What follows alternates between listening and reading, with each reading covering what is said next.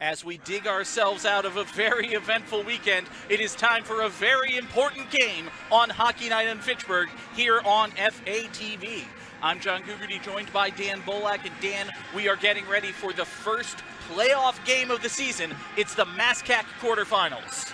Indeed it is. The number 2 seed Fitchburg State Falcons playing host to the number 7 seed Framingham State Rams.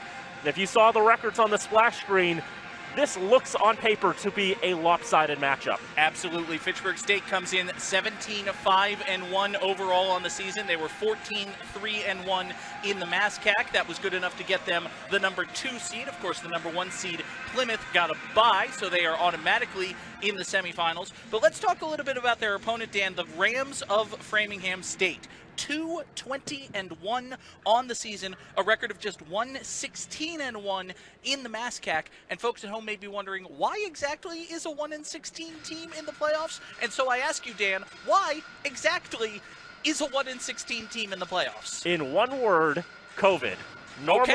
Normally, it would just be the top 6. The wooden spoon winner, which was Framingham again this year, would be the 7th team. They'd be out of the playoffs, but because of COVID, because of all the challenges teams have gone through, everybody was given access to the playoffs this year in the MASCAC. And so Framingham, who was the clear number 7, 1-16-1 as you mentioned in conference play, strangely enough their win and their tie came against number 4 seed UMass Dartmouth, but 0-15 against the other 5 teams in the conference. Framingham has struggled a little bit. They have not won since beating UMass Dartmouth in overtime back on February the 3rd. And without their leading scorer in Johnny Baker the last 4 games, they've scored just 2 goals. You mentioned Framingham's record. They are winless since February the 3rd. For the other side of the coin, we'll bring in Tim Foley for the first time. Tim, Fitchburg has not lost since January. No, they've been playing really excellent hockey, and that one loss having come against Plymouth State up in Holderness, so that's already a tough environment to go and play in. But they've really been able to control their schedule down the stretch here. They've been playing really well. They've been getting consistent production from all 4 lines. Everybody's been chipping in throughout the past 7 games, as you mentioned, unbeaten. But it's an unbeaten streak, not an undefeated streak, because Fitchburg, they didn't lose, pardon me.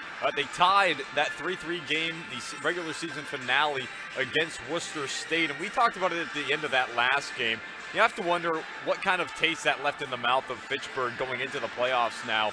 You're the 2 seed, you just tied the final game of the regular season, and no team ever wants a tie, and so this is the team's first chance to come back out of that tie and try to show up here today and take it to this Framingham team. A bad taste in the mouth for the Falcons because of the tie, but also, Dan, that last game of the season against Worcester State could prove to be very important as we take a look at the rosters here. One name who is not listed on the line chart for Fitchburg State is Zach Diamond, who was a big part of the attack for Fitchburg. We saw him leave that last game with an injury, and he is not listed on the line chart, so we believe he's going to be scratched for this one.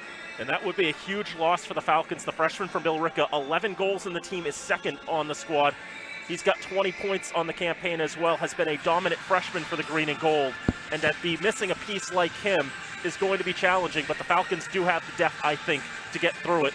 Isn't that right, Tim? Yeah, they certainly do. And you'll notice now the bottom 2 lines here today, what they're going to look like. Cole Archambault generally on that 4th line. He's bumped up into the left wing spot to fill in for Zach Diamond. He'll be alongside Toivo Kramer and Thomas Hardy. And then that 4th line, Trent Shanley back in the lineup here today, as is Corey Tumanis, after having been scratched the past 3 games for the Falcons. And then Samuel Reddick will center that 4th line. And so we'll have to see what the bottom half of the lineup looks like here today. We'll see how they mesh throughout the evening here, but those top 2 lines still so potent for the Falcons, and they should still be able to help anchor this offense here against Framingham. Diamond only missed 1 game during the regular season. Oliver Cookson, who did not miss any games during the regular season, is also scratched for today's contest. That's another one of those big 4th line contributors for the Falcons. So Trent Shanley and Corey Tumanis, who have not been making their way into the lineup in recent games, do find themselves in the lineup today, looking to help shore up that 4th line. Of course, Dan, injuries are not something on which Fitchburg has a monopoly. As we were looking at the Framingham State side, they are without one of their leading scorers as well. Tell us a little bit more about that. I did touch upon it a little bit. Johnny Baker, a freshman from Newton, 6 goals, 8 assists for 14 points. That's the leading scorer for the Rams. He's been out the last 4 games. And during that stretch, The Rams have gone 0-3-1. They got that tie against UMass Dartmouth 1-1, but then the last 3 games to finish the season, 7-0 loss to Plymouth, 4-0 loss to Worcester, and then a 6-1 loss to Salem on the 22nd. Jacob Garman had the lone goal in that one. Teams are taking the ice now. You saw a long shot of Brian McGrath. And Tim, we would be remiss if we talked about this Fitchburg State team without mentioning the outstanding play of their senior netminder. Yeah, Brian McGrath, he's had another season for the record books. We can get into the numbers, but we'll save you that. But really, it's just been fantastic. And he's looking to find some success here in the playoffs. Despite all the accolades he's collected in his career, he only has 1 playoff victory, and that was in the MASCAC championship game back in 2018. You'll remember Kirby Sari actually started the first game in that playoff series against Salem, and then Fitchburg was bounced in the very first game of the playoffs each of the following 2 years. And so for the Falcons, they're going to look to open up these playoffs with a win here today and try to advance throughout the playoffs. Good evening, ladies and gentlemen, and welcome to the Wallace Civic Center at for the Fitchburg starting State lineups University and our national for this anthem. MASCAC quarterfinal round ice hockey contest between the Rams of Framingham State and your Fitchburg State Falcons. The Rams enter this evening's contest with an overall record of 2-20-1 and a 1-16-1 mark in the MASCAC, while the Falcons are 17-5-1 overall and 14-3-1 in conference play. Now let's meet today's starting lineups. First, for the visiting Rams. On defense, a freshman from Aurora, Colorado, number 2, Devontae Dixon. A junior from Chicago, Illinois, number 3, Brian Kozik.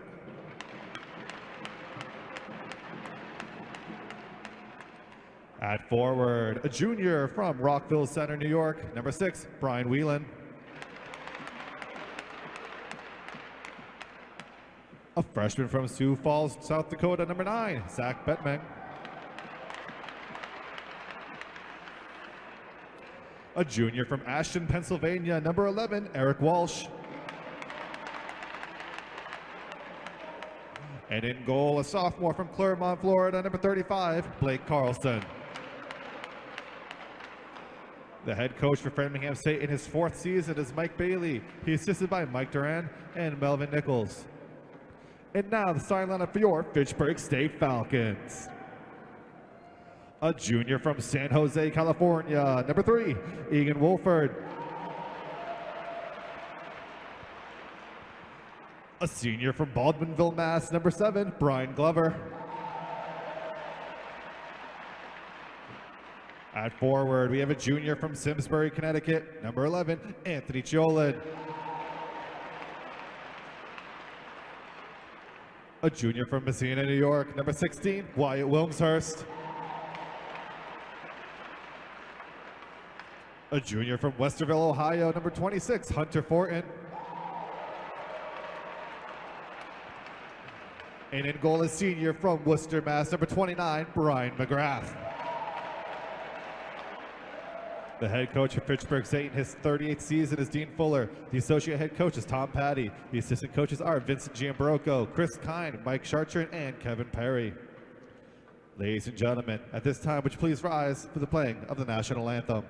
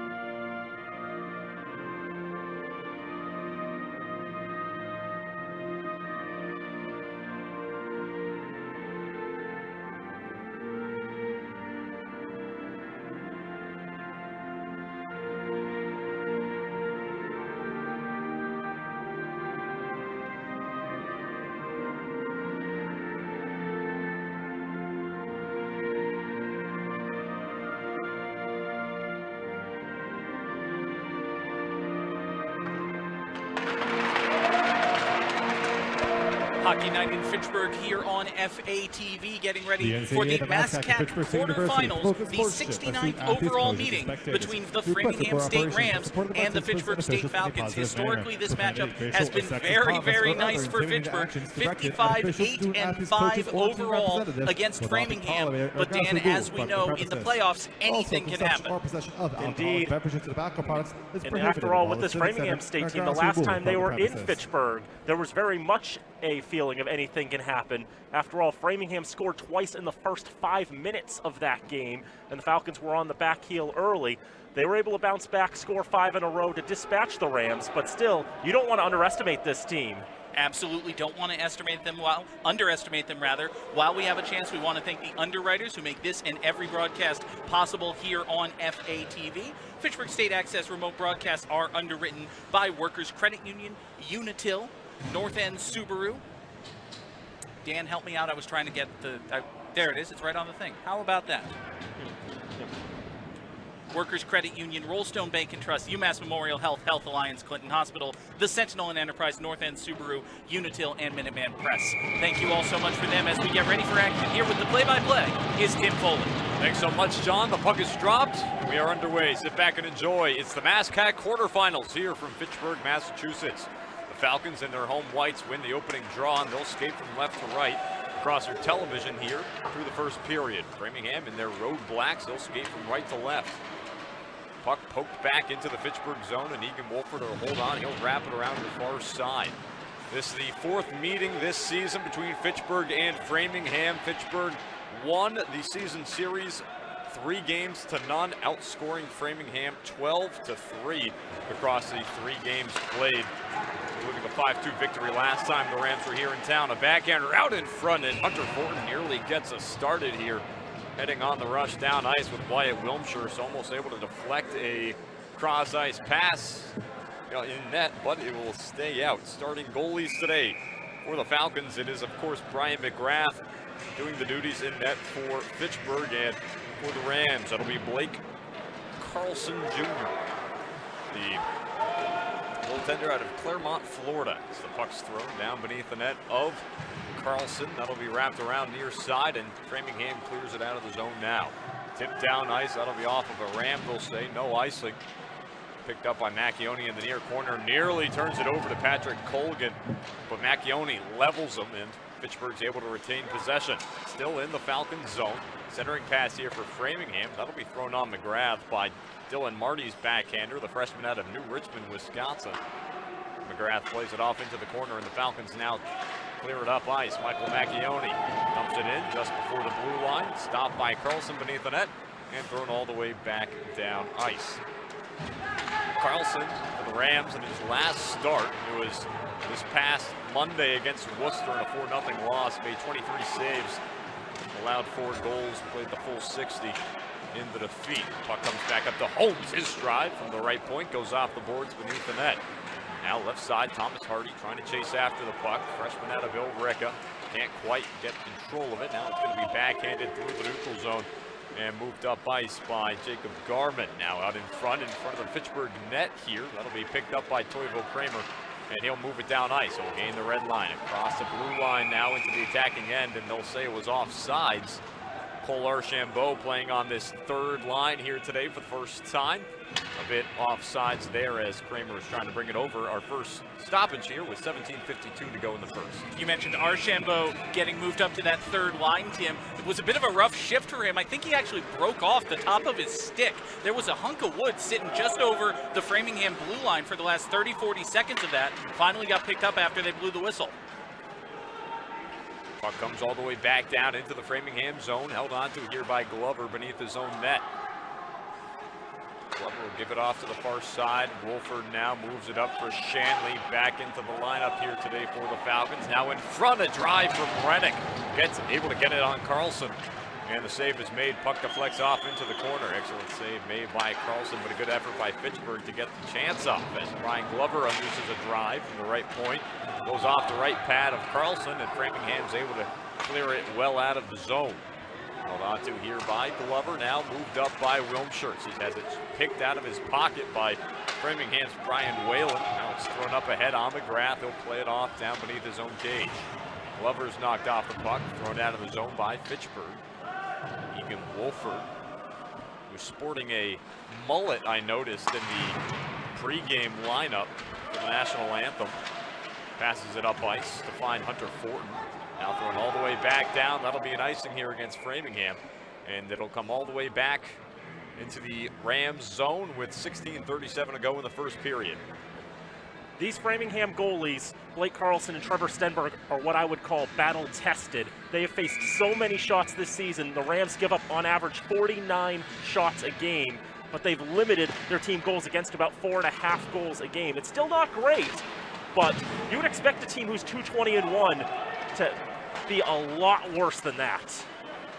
Definitely one of the highlights this season for Framingham has been the play of their goaltenders in both Carlson and Stenberg. As Siolan from the right side lets one fly. That goes high, wide left. Puck now bouncing along the far wall. Held onto by Fortin briefly. Framingham's able to pick it out, but nice hand-eye coordination from Wilmshire to intercept. Puck comes back up to Wilmshire. Backhands it down low. Right onto the awaiting stick of Zach Betmang, and he'll throw it down ice. Josh Miller holds on now. He'll go cross ice D to D for Adam Kusior. Had a goal on senior day against Worcester last time the Falcons were here at home last Saturday. Reese Bergman paddles it down low beneath the net of Carlson. He can't stop it. Now it comes over near side. Accioni now weaving his way into the attacking end, loses the puck. Framingham back the other way. Brian Kozek gives it over now. It's being held onto up ice. Here's Ashton Palazzo. His bid no good. Now from the right side, a low angle shot goes off the outside of the net. Picked up by Bouthiet. He'll shovel it off to Macchioni. And the cross ice will deflect up into the stands here at the Wallace Civic Center, and we'll have no further play. This is the third all-time playoff meeting between Framingham and Fitchburg. Last met back in 2016 when the third-seeded Falcons hosted the sixth-seeded Rams. Fitchburg came away with the 4-0 victory back on the 27th of February 2016, nearly 6 years ago to the day. Puck comes over now near side. Johansson tries to center it. Up ice, kept in nicely by Archambault. Now knocked off the puck here by Patrick Colgan. Thrown down ice. Framingham now with a 2-on-1. Johansson back checking into the attacking zone. Nice stop briefly by Fitchburg. Puck's loose out in front. Johansson's able to shovel it away from danger. Now Fitchburg back up ice with a 3-on-2. Here's Hardy. Tries to find Kramer. He bobbled it off of his stick, and now Framingham back the other way. Up ice pass, no good. That was off the stick of Garman, who tried to throw it up ahead. And now it'll be held onto here by Fitchburg. Framingham did pick up a win against Fitchburg in their other playoff matchup, and that one was all the way back in 2014. That was at Loring Arena, as Framingham's bid out in front, no good. Goes off to the right of McGrath, held onto by Glover now. And he'll clear it up into the stands, and we'll have a stoppage here. Face-off set to come inside the Fitchburg zone. That was a 7-1 victory for the fourth-seeded Rams back in 2014 over Fitchburg. Real quick, just want to point out, in our last contest, we noticed Brian McGrath was looking a little ginger at times, kind of laboring around. He took a big shot on that last exchange. Jake Garman just kind of got barreled into him, and McGrath was all kinds of twisted around, buried in his own net. So it's going to be interesting to see how he rebounds from that. So far, he looks okay. Certainly someone that this team wants to have healthy. As we mentioned pre-game, Zachary Diamond not in the lineup here tonight. That's already a big blow to this offense for the Falcons. Freshman out of Bill Ricca leading all MASCAC freshmen in goals and points. Tied for 5th in the conference with goals as well at 11. And he was 2-4-6 in his last 5 games before going down. So he was on a bit of a hot streak for Fitchburg before ultimately having to exit that Worcester game on senior day. Siolan passes it to Wilmshire out of the zone now. Battle for the puck in the neutral zone, finds its way onto the tape of Siolan. He'll pass it over far side. Hunter Fortin now holds on. Closed in on by 2 Rams, and now it's a 2-on-2 down ice. Up the right side, here comes Framingham. Low angle shot, that'll be gloved by McGrath, and we'll have a stoppage here. 13:24 to go in the first period. Face-off set to come to the glove side of McGrath. To talk about Framingham's playoff history, I believe that 2016 meeting between Fitchburg and Framingham was the last time the Rams made the playoffs. UMass Dartmouth, if I recall, was the 7th seed that year. In 2014, Framingham had their best season in MASCAC play, in this current era, and they were led by a hot goalie and goalie Nick Caffrelli back then as well. Yeah, so it has been some time, as you mentioned, Daniel. 6 years since that last playoff game for Framingham. So not a lot of playoff experience on this roster for the Rams. In the playoffs, all it takes is a good game to be able to get some of that experience and advance in the playoffs. Now here's Seolan up the near side. Now left side, here's Wilmshire. His drive stays low to the ice. That'll be deflected off to the left of the net of Carlson. Now held on to here by Framingham. They'll look to bring it up the near side. Josh Miller turns it over at his own blue line. Shot out in front. Zach Betmain couldn't get it through. Defended nicely by Adam Couture, but now Couture laboring a bit here. He's hunched over. He'll head back onto the bench. Jordan Holmes will usher him off. Joshua Miller now holds on. He'll cycle it back for Holmes. Carries it out from his own net. Knocked off the puck by Ethan Cerveneko. Rams now gather in the neutral zone, and they re-enter into the attacking end. Cerveneko's blast, that goes off of Miller down low, and now Miller's in some pain. As the puck is finding itself now in the near corner. Miller's still down, writhing here. Macchione touches up, and the referee's going to blow the whistle. So Couture goes down for a moment. Seems to be all right on the bench, but Josh Miller now in much more pain here. Still on the ice, laboring just to the left of McGrath, as Rebecca Schursnow, the athletics trainer here for the Falcons, now being ushered onto the ice by Jordan Holmes. From the looks of it, that shot there got him in a very vulnerable position. See if we can take another look at it again here. You mentioned Couture already on the bench after taking a big hit. That might have gotten him on the inside of the left knee. I want to say somewhere on the inside of that left leg certainly is where that puck got him. Rode up high, not quite sure where, because if that was lower, about knee level or lower, you have that shin pad there, but I'm thinking if it's inner thigh, as the puck was coming off the stick of Cerveneko.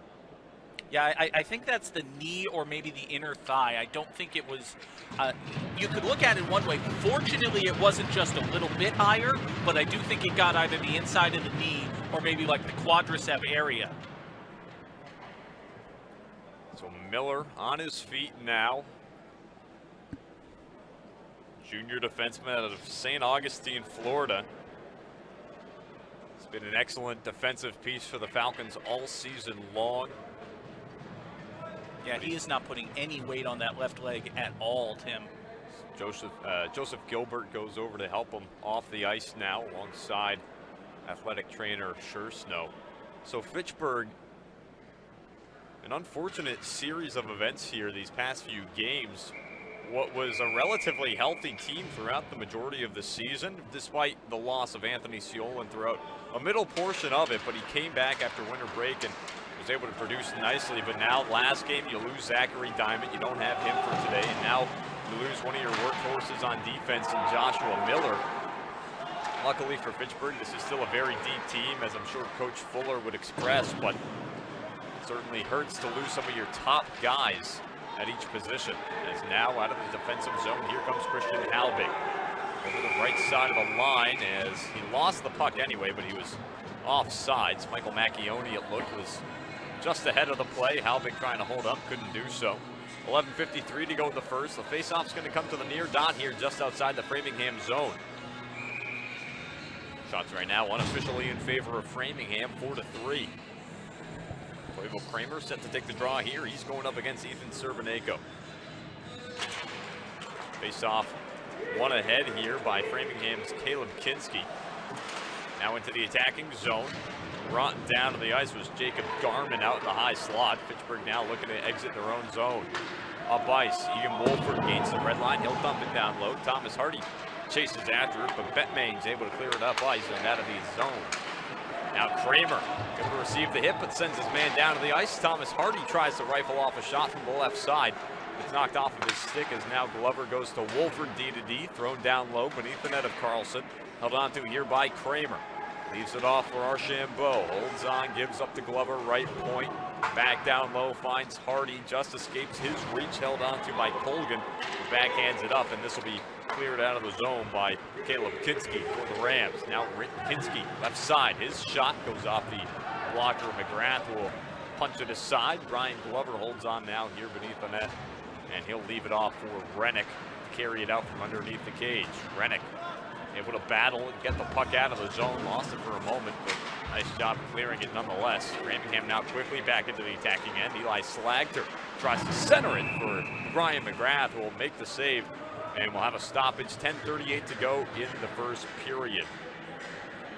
Well, last Tuesday, the 15th of February, both Hunter Forden and Brian McGrath were each named semifinalists for the 21st Joe Concannon Award, which is presented annually to the best American-born NCAA Division II and III hockey player in New England.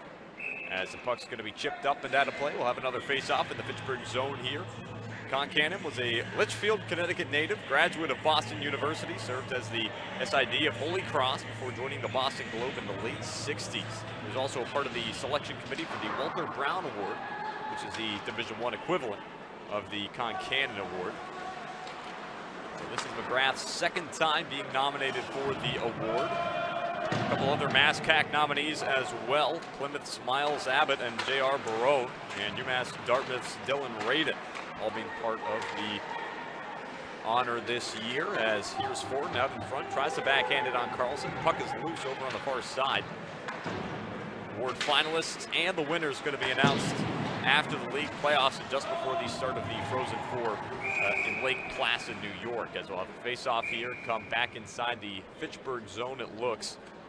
So, of course, that highlights the excellent play that Brian McGrath has had all season long, but it really does bring to light another Falcon here who's been emerging this junior year in Hunter Forden in the way that he's been able to play for Fitchburg all season long.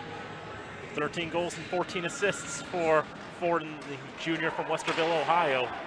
He's been a big spark plug to the Falcon offense. A big hit along the near boards. Jack Johansson sent down to the ice, but meanwhile, Hunter Forden in the attacking end tries to center it from the near goal line. Goes through just about everybody, and now Framingham gathers into the Fitchburg zone. Jordan Holmes able to block that shot off into the glass from Brian Whalen. Puck now finding itself down low, held onto here by Zach Bettman. He'll give it up top for Dixon. His drive blocked by a Falcon. Macchione able to get his body in front of the shot. Now it's held onto far side here. Bergman kicks it up to his stick, and he'll move further up ahead. Puck flipped up into the insulation, and we'll have a stoppage. 9:16 to go in the first.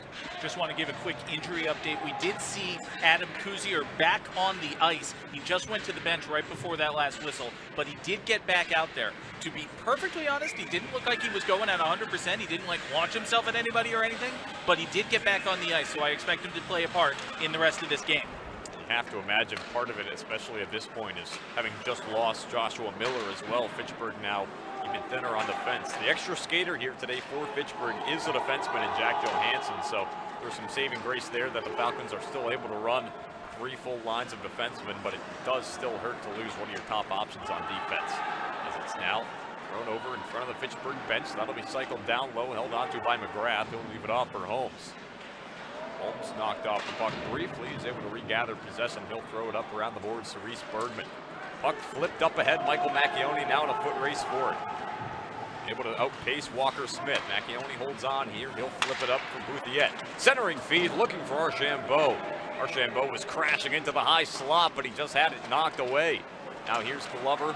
Pokes it away at his own blue line. Puck in stasis for a moment. Now held on to here by Egan Wolford. Moves up ice, out of his own end, now finds Hardy, gains the blue line, cross ice pass, tries to find Archambault. That'll be sticked down by Egan Wolford, moved further along now by Framingham. Cerviniaco throws it down beneath the net of McGrath. That'll be picked up far side and thrown out of the zone by Archambault. Tossed right back in by Framingham. Brian McGrath will glove it off to the near corner, and Glover currently in a battle for it, as is Kramer. A couple of players looking for the puck in the corner. It had popped out meanwhile as Framingham nearly got a shot on net. That one coming out from Framingham's Garmin is now up the left side into the attack again. Here comes Archambault left side. He'll hold on. Finds Wolford now. Delayed penalty here as McGrath is to the bench. Hardy's drive, that'll be stopped out in front by Carlson. They'll say a Ram touched up thereafter, and we'll have a stoppage here. Fitchburg to go to the power play for the first time here tonight with 7:32 to go in the first.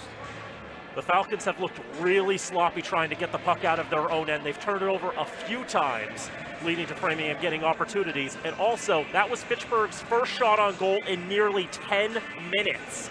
That's very unusual to see out of this Falcon side, especially against a team that concedes 49 shots a game. Losing Zachary Diamond, one of the top shot takers on this Fitchburg team this year, certainly hurts. As we've mentioned, losing him does hurt. Second on the team in shots this season at 76 is Diamond. There's Forden leading the team in shots with 77 coming into tonight. Penalty on Puck Framingham, now finds number its way to 18. Wilmshurst. Now Ethan Glover. Cervenako. committing the penalty penalty. for tripping. And tripping's going to be the call. Now far side. Held on to here by Forden. He's able to wrestle to keep it in the zone. Very nicely played. Keeps it on his stick. Now skates ahead down low to the far corner. Puck picked out here by Framingham. Jake Conrad holds on. Sophomore out of Romeoville, Illinois. Can't keep it on his stick as it finds Glover now atop the point. Wilmshurst right side. His drive goes off the glass beneath the net of Carlson. Glover subbing in for Miller on this top power play unit. Generally Miller heading the point here for Fitchburg. But as mentioned, it is Captain Glover instead. This puck going to be poked out of the zone. Glover all the way back to retrieve the second power play unit. Will get a look now. Michael Macchione, Toivo Kramer, Gene Bouthiette, Thomas Hardy out there. As Brian Glover still holds on here, he'll skate up ice. Looks like Wolford will come out onto the ice in place of him. Now Wolford holds on, puck thrown right back out by Framingham. 47 seconds left on the penalty to Cervenako.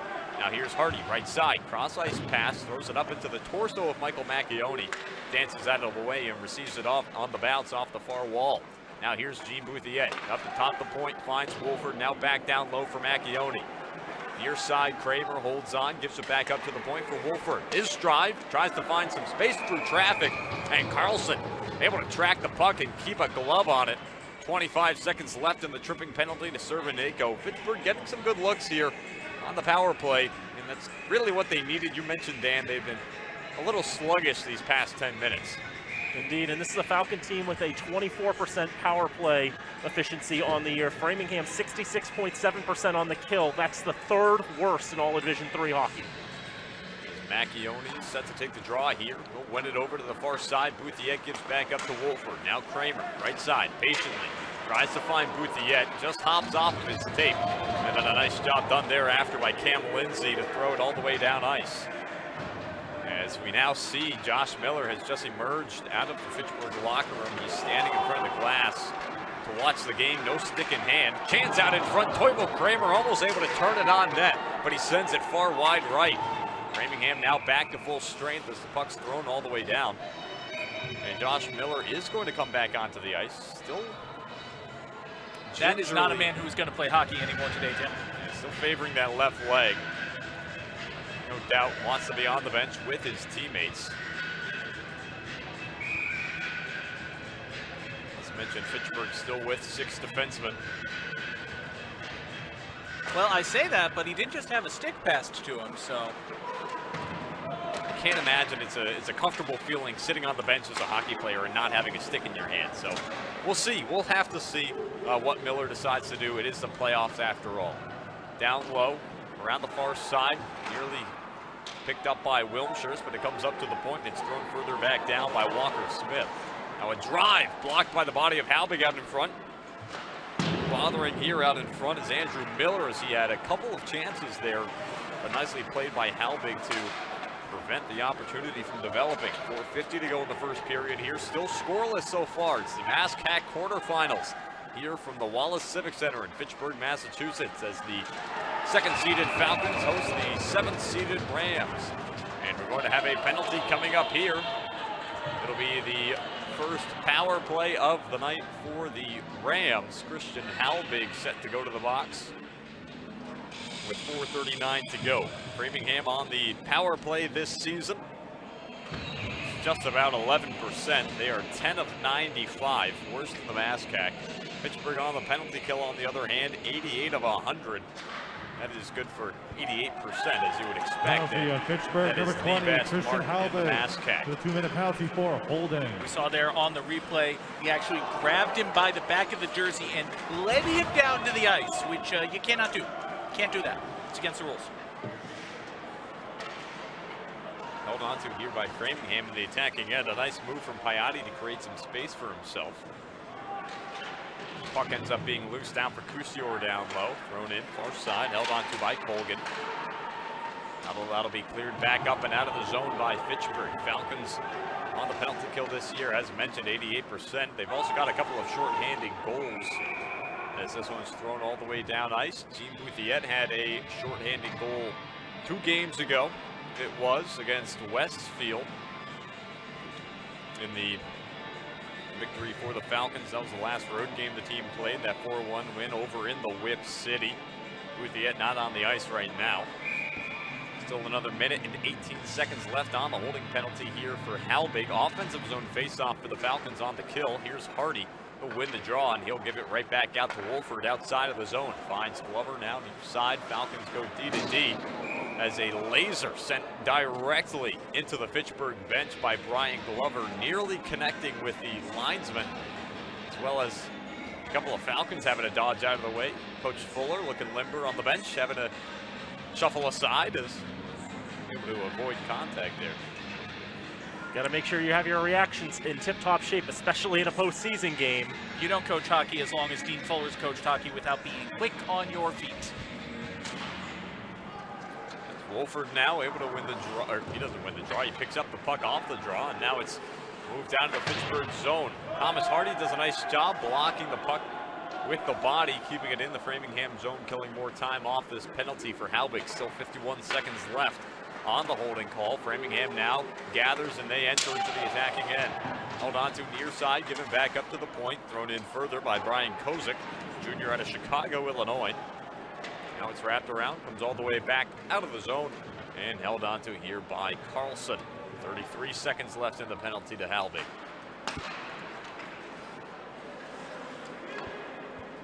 Framingham holds on, they'll cycle beneath their own net. Now gaining speed up ice, here's Dylan Marty.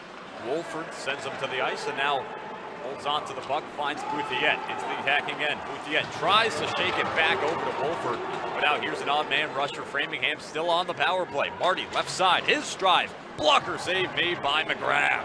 That thing was headed toward the top left corner, but Brian McGrath, excellent hand-eye coordination and reaction time, punches that one away. Now it's held on to by Framingham along the Fitchburg blue line. Christian Halbig out of the box, back to 5-on-5 hockey. Thrown back toward the Framingham defense. Fitchburg will go for a change. That third line of Archambault, Kramer, and Hardy onto the ice. McGrath makes a save along the near side from Matthew Piatti. Piatti right back onto the puck. Toivo Kramer able to strip it away, and now Hardy out of the zone. Here's Archambault up the left side. On a 2-game point streak, loses it on the way in. It'll be cleared back out by Framingham. And Fitchburg will get the long dump. Halbig out of the box, throws it all the way down. Under 2 to go here in the first period from the Wallace Civic Center. It's the MassCAC quarterfinals between Fitchburg and Framingham. Now Archambault up the right side, holding on, centering for Rennick. His shot goes off the body of Jake Conrad, and that'll go up and out of play. Face-off set to come in the Framingham zone with 1:43 to go in the first. I almost think it would have been better for the Falcons there if Rennick had let that go and Toivo Kramer picked it up. I think initially the pass was intended for Kramer, but Rennick was basically between them, and he just stuck his stick out there, took it himself. Kramer had a pretty open look. As the face-off won here by Fitchburg into the attacking end, Wyatt Wilmshire takes a tour of the offensive zone, cycles it back down low to try to find Hunter Ford. Now Anthony Seolan shielding the puck with his body, gives it up to Cousier at the point. His shot finds the stick of Carlson. Rebound comes back out for Miller, who's back out onto the ice. Good to see it for Fitchburg. It's a big reacquisition here through the first period as McGrath fights that one off into the boards beneath the net. Miller now chasing after it, pins his man to the boards. Anthony Seolan chases after it. A one-time drive out in front. Brian Whalen tried to give Framingham the 1-0 lead. He was all alone in the low slot. The puck was just on edge, and there was a Falcon defender there as well, making it difficult for Whalen to settle that puck, as we'll have a stoppage with 1:08 to go. Just the fact that the Falcons have been able to make up for a couple of those sloppy turnovers by blocking those shots. There's at least 3 in this period I've seen where the Rams had a grade A opportunity, I felt, but only for a Falcon defenseman to come in, block that shot, and deflect it up and out of play. That'll be played back out of the zone. Reese Bergman slow to get up along the far side. He'll get back to his feet. It's picked up by Glover. He'll give it over back now to Wolford. Wolford back to Glover, holds on here, backhander up ice to Bouthiet. Skips away from his stick. Linesman Berenson having to duck out of the way. Linesmen have been busy here tonight, just through the first 19 and change from the Wallace Civic Center. Held on to now by Framingham, back in the defensive zone. 34 seconds to go in the period. Thrown down by Framingham. The first one to it going to be Eli Slagter. Nice effort by Glover to play it back up. That'll be cleared out of the zone by Michael Macchione. Right back into the attacking end here for Framingham. Brian McGrath holds on beneath the net. Leaves it off for Wolford. Able to find Glover. 15 seconds to go in the period now. Up to Bergman, far side. Time for one last rush if you're Fitchburg. That puck lands right in front of Macchione now. Holds on near side. Gives it back up to Wolford along the point.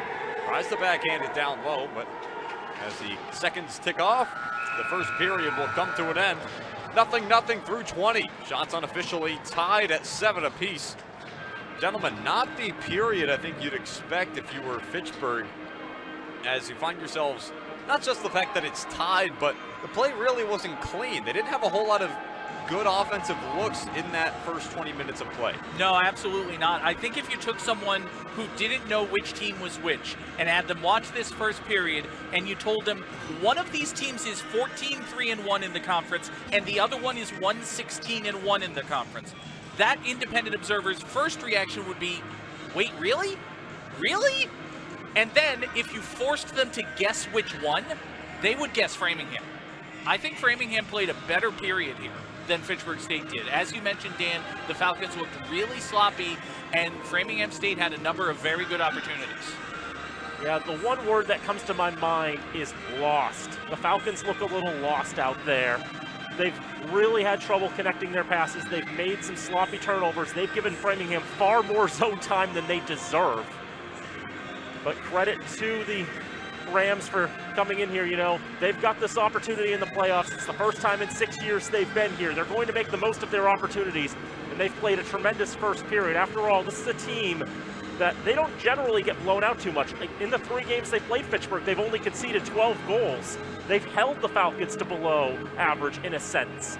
And it's just the way that the matchups go. In this particular contest, you know, that first period, Framingham played the game they needed to play. Fitchburg, when tied after 20, 7-1-1 on the season in the 9 games played. It's certainly been, sometimes we'll see a slow start for Fitchburg, and then they really get into it. So we'll see what they offer up in the second period. Yeah, this was a bit strange. I've obviously talked about how good of a goaltender Blake Carlson has been for the Rams this year. He was not tested that much in the first period. No, he absolutely wasn't. And that's always, you know, when you're an underdog in a playoff hockey series or a playoff hockey game in this case, the one thing you can always say is, well, if our goalie gets hot, we're not going to give up any goals, right? You know, how many times have we seen a hot goaltender take a team to a conference championship or take a team to the Stanley Cup in the NHL? If you get that hot goaltender, you're always in with a chance. So I think if you were looking at it on paper, you would think the best way through for Framingham State is just Blake Carlson becomes a human wall and they find a goal somewhere. But honestly, as you said, Dan, Carlson just hasn't been tested. Framingham State has been pushing the pace. They've been dictating the game for the most part. And I think lost is a very good word to describe the Fitchburg side right now. Well, I can tell you this. During the first period, Dean Fuller's got to find himself a map. That's all I've got to say. Okay. And so with that, we'll head into a break. About 13 minutes before we're back, it's 0-0 between Fitchburg State and Framingham State. It's the 2022 MassCat quarterfinals here on FATV. Hockey Night in Fitchburg back here on FATV. We are scoreless in the first intermission of the 2022 MassCat quarterfinals between Fitchburg State and Framingham State. While we have a minute here, folks, we want to thank our underwriters. Special thank you to the Sentinel and Enterprise, Workers Credit Union, North End Subaru, Minuteman Press, UMass Memorial Health, Health Alliance, Clinton Hospital, Rollstone Bank and Trust, and of course, Unitil. Thank you all so much to them. And thank you all, folks, for watching. You know, we really do appreciate the opportunity to bring these games to you here in Fitchburg, and we'd like to hear a lot from you in the community about things you like, things you don't like, things we can be doing better. contact@fatv.org is the email address. Again, that's contact@fatv.org. And of course, if you know someone outside of the Fitchburg area who might be interested in watching FATV, you can download the FATV app. FATV programming is available in high definition on Apple TV, Fire TV, and Roku devices. And again, through the FATV app in the iOS and Android app stores. Now, Dan Bullock, as we return to the matter of the hockey game, I think the word you used at the end of the first period was the perfect one. Fitchburg just looks lost right now. It's been a challenge in that first period. You know, it's not the first time that they've looked a little off against Framingham. First time they played the Rams back on November the 13th, it took them a while to get going. They conceded the first goal in the second period. They were down 1-0 going into the third. They were finally able to wake up in the third, score 3 in a row, and come away with the victory in a game that was much closer than it should have been down in Framingham at Loring Arena. And it feels like more deja vu for me personally, watching this team play in the first period. Framingham has a good idea how to match up against Fitchburg, it seems. They do, and you know, like we were talking about, you know, they had that game last time Framingham was here where the Rams came out and scored those first two, so this has been a very interesting matchup this season for Fitchburg. I know we've talked about how Worcester matches up well against the Falcons this season, but with the way that Framingham's been playing, Fitchburg, they just have not been able to get off to good starts against Framingham. And yes, we mentioned they're outscoring Framingham in the season series by a total of 12-3, but if you really watched those games, then you wouldn't guess it. You know, it really doesn't seem like that. And so for Fitchburg, they have to start dictating the pace of play here. Yes, you're losing you've lost one of your top offensive pieces in Zach Diamond, who really carries a heavy shot volume for you game after game. So you have to figure out how to, you know, adjust and move pieces around so that the offensive chemistry is still there. But even still, you have to be able to come out and take it to this team that has only won 2 games all season long. If you're Fitchburg, you have to act like you're the big dog here and play your brand of hockey that's gotten you to this 2 seed in the conference. And remember, now that we're in the playoffs, there is no margin for error. You lose this game, you don't get to play hockey again tomorrow. You don't get to play hockey again till the fall, and that's if you have eligibility left. If you're a guy like Brian McGrath or Brian Glover or Jordan Holmes or Adam Kuzior or anybody else that I'm forgetting, you don't get to play hockey for this Fitchburg State team ever again if you lose. Only other seniors a part of this program, Zach Cormier, who's not dressed, and then, of course, you have graduate assistant coach Kevin Perry as well. So all those guys, and even then, not even just the seniors, for even the freshmen and juniors who have been a part of this team all season long, this has been an impressive run so far for the Falcons this year. And now that the rubber's met the road, none of them want to give it up yet. So I expect to see Fitchburg come out with a ferocious temper here in this second period. And if you're Brian McGrath, who's hunting records right now, you don't get to hunt any more records anymore if you lose this game. So you've got to play your best knowing that every game could be your last. There are only 4 Rams on the ice right there. We go. That's what we were waiting for. All right, the 2 teams are set. The Rams and the Road Blacks with the gold stripes and white numbers going left to right in the second. The Falcons and the home whites. Here we go in the second period. Hunter Ford carries in his zone, tries to backhand it along, but pressure there from Jake Conrad, not letting him get a shot off or anything of that measure. Framingham from the far side boards puts it up and out of play. We're just 15 seconds in and just off the opening draw, the way that Fitchburg was able to leap into the attacking zone and create pressure down in front of the net of Carlson. That's already what we were talking about that Fitchburg needs to bring in this period. In the 3 games they've played against the Rams this year, the Falcons have registered 41, 64, and 57 shots. Only 6 in the first period for the green and gold. It was very uncharacteristic. In the neutral zone, here's Anthony Ciolin for Egan Wolford on the near side. Gaining the zone, goes off the stick of Conrad to the backboards. Tossed around by Luca Olivo, but picked up by the Falcons on the left side boards. Wyatt Wilmshir's left dot shot saved by Carlson. Loose puck, but Carlson's able to jump on top of that one. Finally tested a little bit there, and a little bit of pushing and shoving after the whistle comes as well. Yeah, Fortin was right on the puck, and then Serenayko got an extra bop in on him as he tried to pressure Carlson as he was just covering the puck, and so that's what you want to see, again, from Fitchburg. Attitude, some life here from that first shift from Seolan, Wilmshire, and Fortin. A really nice start to this period for Fitchburg. Let's see what this second line's able to do now. Off the draw, Fitchburg will eventually control in the left wing corner for Macchione. Round to the right wing corner in Bergman. Here's Miller. Throws it in the direction of goal behind the net. Picked on the bounce. But the Rams will carry it up out on the near side. Beckmang into the zone. Puts the shot off the glass. The junior from Sioux Falls, South Dakota, with a lot of pace on that shot.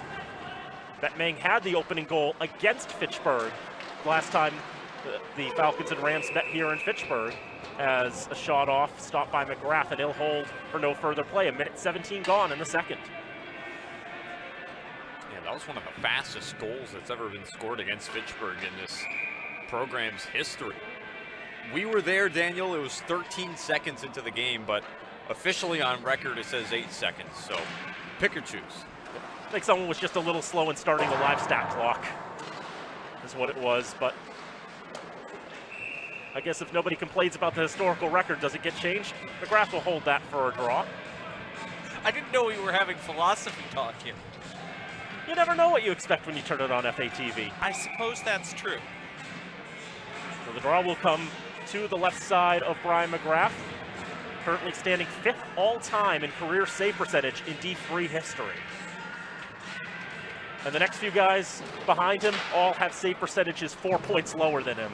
At a 934, he's got a 938. Here's Cole Archambault. You saw the hesitation due to the playing with the puck with the high stick. The Falcons able to take that into the Ram zone by Ashton Collazo. Toss across left side, and the shot from Dylan Marty is offline into the corner. Falcons trying to race back up the left side. Here's Hardy. His shot blockered aside by Blake Carlson. Cole Archambault out to Christian Halbig at the left point. His shot gets blocked. It's getting in the way of that was Andrew Miller. Kramer on the left dot, dispossessed. And Patrick Colgan will pass it along. Collazo into the Falcon end, where the green and gold decor will take it. Archambault gets a touch on the right side. And as the puck will go into the left wing corner, they'll try to dig it out. Rams will have it, flip it out of the zone. It'll land at the red line, where Brian Glover will go and collect. And Mike Bailey's side will change the line. 17:28 to go in the second period. No score in this MassCat quarterfinal.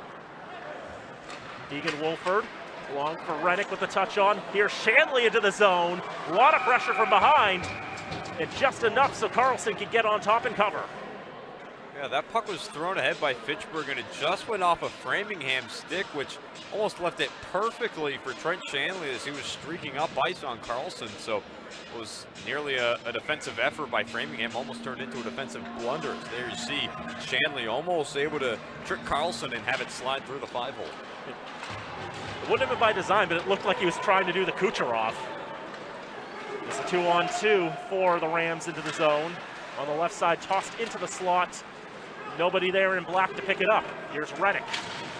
Up the near side boards. 3 Rams surrounding him. One of them will poke the puck free. Here's Glover back in his own end. Stretched up, Shanley with the touch on. And taken by Conrad back in his own end, but pressured immediately. And now Jake Garman has the most recent goal for Framingham. He scored in the game against Salem State all by himself. That was the only goal that the Rams have had in their last 3 contests. Seolin in his own end in the left circle. A lot of touching about. And the puck cleared out of the zone, back into the Rams' end. And there's a touch. That was on the correct side, or at least on the red line, so no icing there. Wolford will go back and retrieve. Holmes and Seolin. Now for Wyatt Wilmshirst. And Hunter Forden with a burst of speed, trying to split everybody. Forden going to goal, and stopped by Carlson. Reminded me a lot of one of the moves Zach Diamond made, trying to beat everybody and getting a goal a few weeks ago. And that's something that Hunter Forden does really well, is his ability to streak down ice and split the defense. He works really well with his teammates to be able to find him in stride down ice like that. And we've seen it happen a couple times where that's actually drawn penalties. So Framingham doing a good job staying disciplined, but still an excellent chance there by Forden to get on net. Another good opportunity from that top line. This is a Rams team that averages 15.5 penalty minutes a game. A little less than the Falcons' mark of 17.3 is offsides against the Rams. Tim, you talked about the need for more aggression from Fitchburg State, and I really think we're seeing that in these first 4 minutes, 12 seconds of the second period. It hasn't put any pucks in the net yet, but it feels like a more intense approach from the Falcons. We said Dean Fuller needed to find a map during the intermission. I like the one he's got right now. Falcons win the draw, D to Bergman. And the red line dumped in. Rams will go and chase Olivo, first to arrive in the black and gold. Backhanded out of the zone, and Josh Miller will go and collect. Miller stretches up on the right side for Bouthiet. Bouthiet top of the circle, shot blocked, second shot blocked as well. Now right circle again, thrown across, but not in a good line for Kuzior to pick up. Bergman in the right wing corner now. Thinking about centering, but a lot of harassment, a lot of pressure there from Olivo. And Marty there as well for Framingham. They're able to force it out of the zone. Falcons tag up and put it back in, and now they'll change lines as Carlson leaves behind his own net. 15 minutes to go in the second period of this MassCat quarterfinal. No score between Fitchburg and Framingham as Hardy in the zone drops off for Archambault. Now back to Hardy, settles it down in front. Can't get a clean shot away, second chance, it's still loose in the slot. Falcons just can't get clean shots away, delayed penalty coming against Framingham. Falcons will have the man advantage as the clock stops. And going to the box looks like it'll be Andrew Miller for the trip. I like the timing of this power play coming up here for Fitchburg. You talked about it, John, there's been a lot more aggression coming out from Fitchburg, as it may be a hooking call is what we're seeing here. As here on your screen, there you have it. Miller bringing down the likes of Toivo Kramer. But I like the timing of this. Fitchburg's had a lot of aggression recently, as you mentioned, John, and now a chance to capitalize on one of the best power plays in the MassCat. Framingham, number 22, Andrew Miller, with a penalty for hooking. So hooking is the call against Miller. He'll sit in the sin bin for two. Here's Wilmshurst in the right wing corner for Bergman. Back for Wilmshurst, looking at Miller, but he'll take the shot himself, and that's stopped by Carlson. Carlson likes to play at the top of the blue paint. He's pretty aggressive with his positioning, it feels. Here's Forden, right side, bad angle shot. That's turned aside by Carlson as well. Now back in the right wing corner it goes again. Ciolin, now back for Miller. He blasts it through, and it's loose in the paint, but Carlson's got it. And a mosh pit develops in the paint. 1:18 to go on the power play, 13:59 to go in the second. I think the Rams are going to be upset with Gene Bouthiet. I think it was Bouthiet. It may have actually been Reese Bergman. I think he took a little shot at the goaltender Carlson after he had made that save. Maybe thought the puck was still loose, tried to jab it in behind him. We'll take a look at it again here. Comes back out to Miller. He cues up the slap shot. Comes right in, and no, actually Bergman basically tripped over the goaltender's glove as he made the catch, then went for the puck, and all heck broke loose. Now Framingham trying to bring it up ice, a shot, and forced aside by McGrath off the stick of Cam Lindsay. Out of the zone it comes and back in. Falcons will settle it down with 60 to go on the man advantage. As we mentioned, Falcons 24.7 on the power this year, the Rams 66.7%. And the Falcons scored on the power play 4 times the last time they played here in Fitchburg. That's cleared out of the zone and out of danger momentarily for the Rams. McGrath settles behind his own net, 10 saves for the senior from Worcester. His counterpart, the sophomore athletically in Blake Carlson from Claremont, Florida, has 13 saves. He and Bouthiet were teammates on the Springfield Junior Picks as well. Macchione tries to settle, can't get a clean shot away, too many sticks in the way, disrupting the shooting path. Bouthiet in the left circle. Can't move it along, and the Rams send it all the way down. McGrath will settle it in front of the goal line. 2 seconds and 1 on the penalty to Miller. He'll come out of the box as Kramer gains the zone. Kramer can't get a shot away. It's blocked in front by the Rams defenseman. Falcons trying to follow on in the left wing boards, thrown through the slot, out the other side. And Ricky Walsh, pass up ice. Big hit there, and an illegal hit there. Interference is the call against Sam Reddick.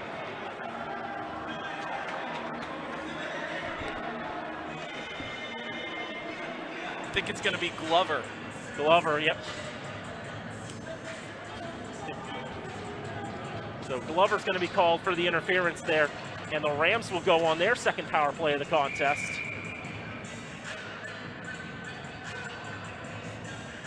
You see the puck is out of the reach of Ricky Walsh, and the hit up there, that does constitute interference. And the Rams will go on the advantage. 2-minute penalty on Fitchburg, number 7, Brian Glover, with a penalty for interference. Nicely poked away there by Bergman. Here's Bouthiet picking up on the right side, drops it off. Bergman's got a shot. That goes off someone and wide. Carlson, I think, got a piece.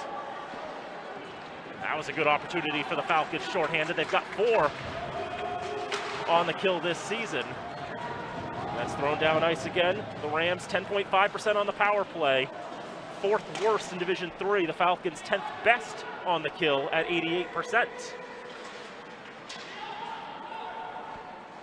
Brian Kozik holding behind his own net with 45 seconds already gone on the penalty to Glover. The Rams having trouble getting through the neutral zone at the moment. That pass eventually does find Garman. On the right side, he protects it to the corner. Leaves it off there for Colgan. The puck comes free, and it's slammed out of the zone by Jordan Holmes. Down the length, and Blake Carlson will let that one go. Let his teammate Walker Smith corral that. 45 on the power for the Rams. 11:05 to go in the second. Still scoreless in this MASCAC quarterfinal. Dan, you mentioned Fitchburg State with a number of shorthanded goals on the season. Their last shorty on the year was the last time they played Framingham State back on February the 5th.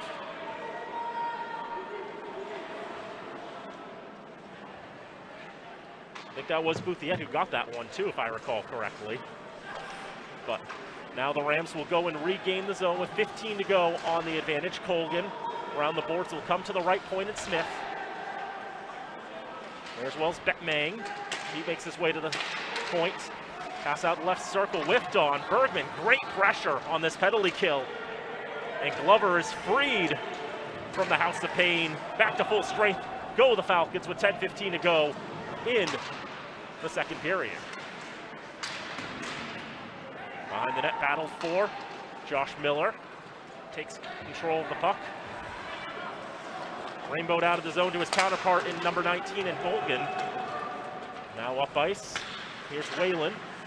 Thrown on goal, goes off the pads of McGrath. Not a lot of pace. Falcons will play the rebound. Corey Tuminis brings it up in the right circle. Onto the dot, trying to make his way towards goal. Carlson, aggressive, going for the bank shot, ends up hitting the side of the net. Changed the trajectory a little bit, and that might have gone off the back of Carlson's pads. That could have been disastrous. Yeah, good look there from Tuminis up at the attacking end. Some unconventional looks, but still good to get Carlson off balance here. Now past the halfway mark. This is one of 3 quarterfinals being played today in the MASCAC. Tossed in on Carlson, and he'll cover for a draw. The other 2, the 3 seed is Worcester taking on 6 seed Salem, and 4 seed UMass Dartmouth is hosting 5 seed Westfield State. Get you an update on that in a moment.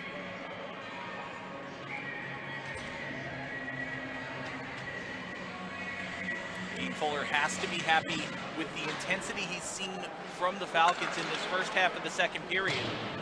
The intensity is definitely there, and this is definitely a better period for the Falcons. The shots are there as well. Shot total for the game up to 15 now for Fitchburg State. That's 9 in this frame. They've held the Rams to 4. Egan Wolford at the point. Onto the right point, Johansson's shots. Off a lot of traffic off the back of the net. Rams can't get it out of the zone. Hunter Forden on the right side. Drops off for Seolin. Right point, Johansson has to stop it with his backhand. Shot from Seolin. Offline it goes. Left half boards. Garmin pulls it free. Now for Walker Smith. On the far side, Ram gets a touch on it, but the Falcons will take it behind their own net. Wilmshurst trying to settle it, and he'll move it along. Here is Seolin on a 2-on-2. Seolin cutting back to the top of the slot. His shot is blocked. On the left side, the Rams settling for a moment. Wilmshurst trying to throw it around the boards, goes off a Ram's leg and sent back into the zone by Coyote. 8:05 to go, second period, 0-0 the score remains. Holmes dumps in, Hardy with a touch off the boards. Off his stick it goes and out of the zone. Halbig settles. Knocked down at the blue line by Devontae Dixon. Another dump in out of the reach of Dixon. Has to go all the way back to Kozik, back behind his own goal line. He flushes it out of the zone. Matt Irwin skates it up left side. He gets the shot off and it's gloved by McGrath. We've seen more aggression, as we've been talking about in this period, from Fitchburg, but I'm still not seeing a number of high-quality chances on net. They're getting some shots off, but they're kind of off-angle shots, as here you have the break down the left side for Framingham, and McGrath's able to make the nice glove save as he's done a nice job keeping Fitchburg in this one, but still, I want to see just better scoring chances from Fitchburg for the remainder of this period, something we really haven't seen a whole lot of. A little more quality, especially with a strong goaltender in Carlson. There's Bouthiet in the right wing corner. Macchione there as well for the Falcons. Trying to pull that out of the reach of the Rams. Finally pushed out of the zone by Framingham. Fitchburg regains from Miller. His shot deflects off a stick and out of play. We've seen a lot of just that just then. Fitchburg trying to shoot it through these Framingham defenders and just try to go right through them. Fitchburg, traditionally we've seen they do a lot of side-to-side movement, moving east to west in the attacking zone, but they're really just trying to go full throttle at these Framingham defenders, and it's not been working out for them so far here tonight. It feels like a lot of square peg round hole, trying to force those shots through all those Rams' bodies. Whalen settles at the red line, tosses it across for Beckmang into the right circle, backhand stopped by McGrath, loose! And oh, that was a dangerous rebound given up. McGrath actually paddled it out trying to find a Falcon, but found a Ram instead.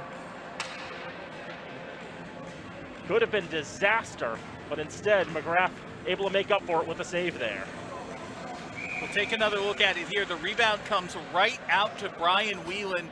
His point-blank shot, that was probably the best opportunity either team has had all night. It looked like it was going to be disastrous for Fitchburg State, but that's why Brian McGrath is as good as he is. He was able to recover, make the save, get the whistle, and now the Falcons have it in the offensive end. A surprising lapse of judgment, but ultimately no worse for wear, but probably a thought in the back of the mind of McGrath not to go and do that again. 6:32 to go, second period, still scoreless. Borden with a nice move. Now trying to make moves. There's that penalty. We talked about that earlier, how he's got the ability to draw penalties on moves like that, and he's gone and done it just there. Yeah, valuable Hunter Fortin just once again proving why he's such a huge piece of this Fitchburg offense. You know, the opportunities he's able to help generate for this team like that. Not even just good scoring chances he creates by moving in on opposing goalies, but now giving his team a man advantage for the next 2 minutes here. Take a look again at the replay. It is Jake Conrad going to the box for a couple of minutes. I'm sorry, Dan. He's been found to be a bad boy, and he'll sit for 2. What you gonna do, Dan? What you gonna do when they come for you? Wait, no, I'm the wrestling guy. What you gonna do, brother? Sporting into the zone, couldn't get the clean shot. Miller, right circle, put it across. That goes off the body, deflects into the corner. Forden, Seolin, his shot is blocked. The Rams are blocking a lot of shots, especially in this period as well. Part of it is that square peg round hole. As Forden, a shot, a save, another shot, jamming away at it. Carlson's belly flopped on the puck. He's got it under him.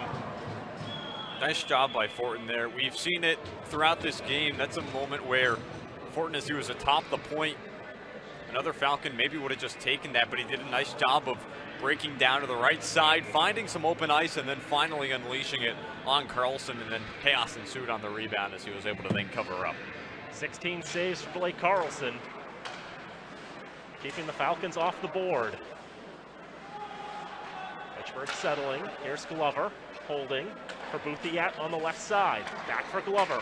Winds, fakes the shot, tries to pass it up, but instead Cam Lindsay, his counterpart in number 7, steals it away and sends it down the river. 60 seconds gone on the man advantage for the Falcons, their third of the night. But still looking for their first goal. Bringing the pressure on the far side boards. Now to the right pointing Glover. Bouthiat on the left. Back for Glover. Old center of the blue line across one-timer. Flubbed on a little bit off the blade of Seolin and into the glove of Carlson. I think that actually got deflected, Dan. It came off the stick of Patrick Colgan, who got it in there. Another shot that a Framingham defender was able to get a part of.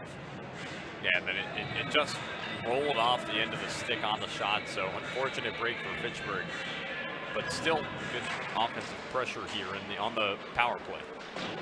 Still have 35 seconds to work with. A little less as it's dumped down. McGrath holds it, being wary of the 1-4 checker for the Rams and Eli Slagter. And here's Forden again bringing it up. 20 to go on the power play. Forden backhands it from corner to corner.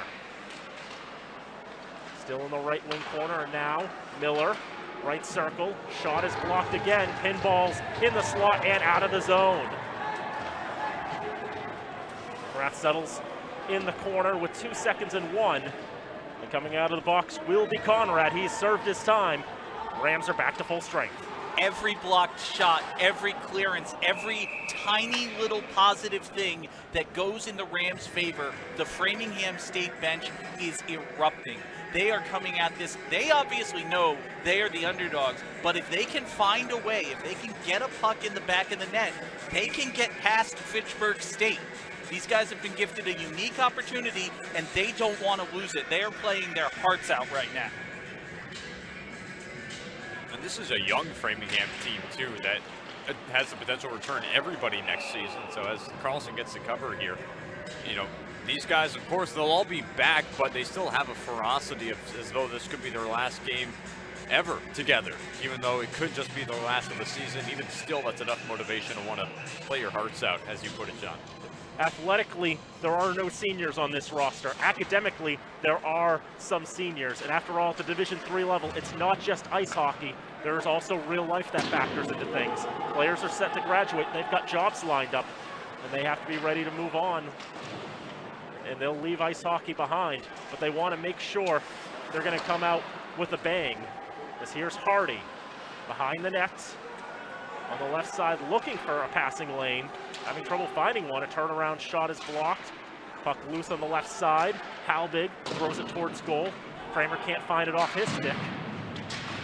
Rams can't clear it out of the zone on the first effort. Collazo will get it out on the second. And Andrew Miller with some pressure, but the Falcons will keep it away with 3.5 to go in the second period. Here's Archambault. Across for Kramer. Has to settle it after making a 180-degree spin. Miller will take it for Framingham. Pushing it up, got tied up in the body of Egan Wolford and popped out on the far side boards. Ashton Collazo will nudge it along and taken at the slot by the Falcons. Clearing attempt settled at the red line by the Rams, and the Falcons back in their own end will take it.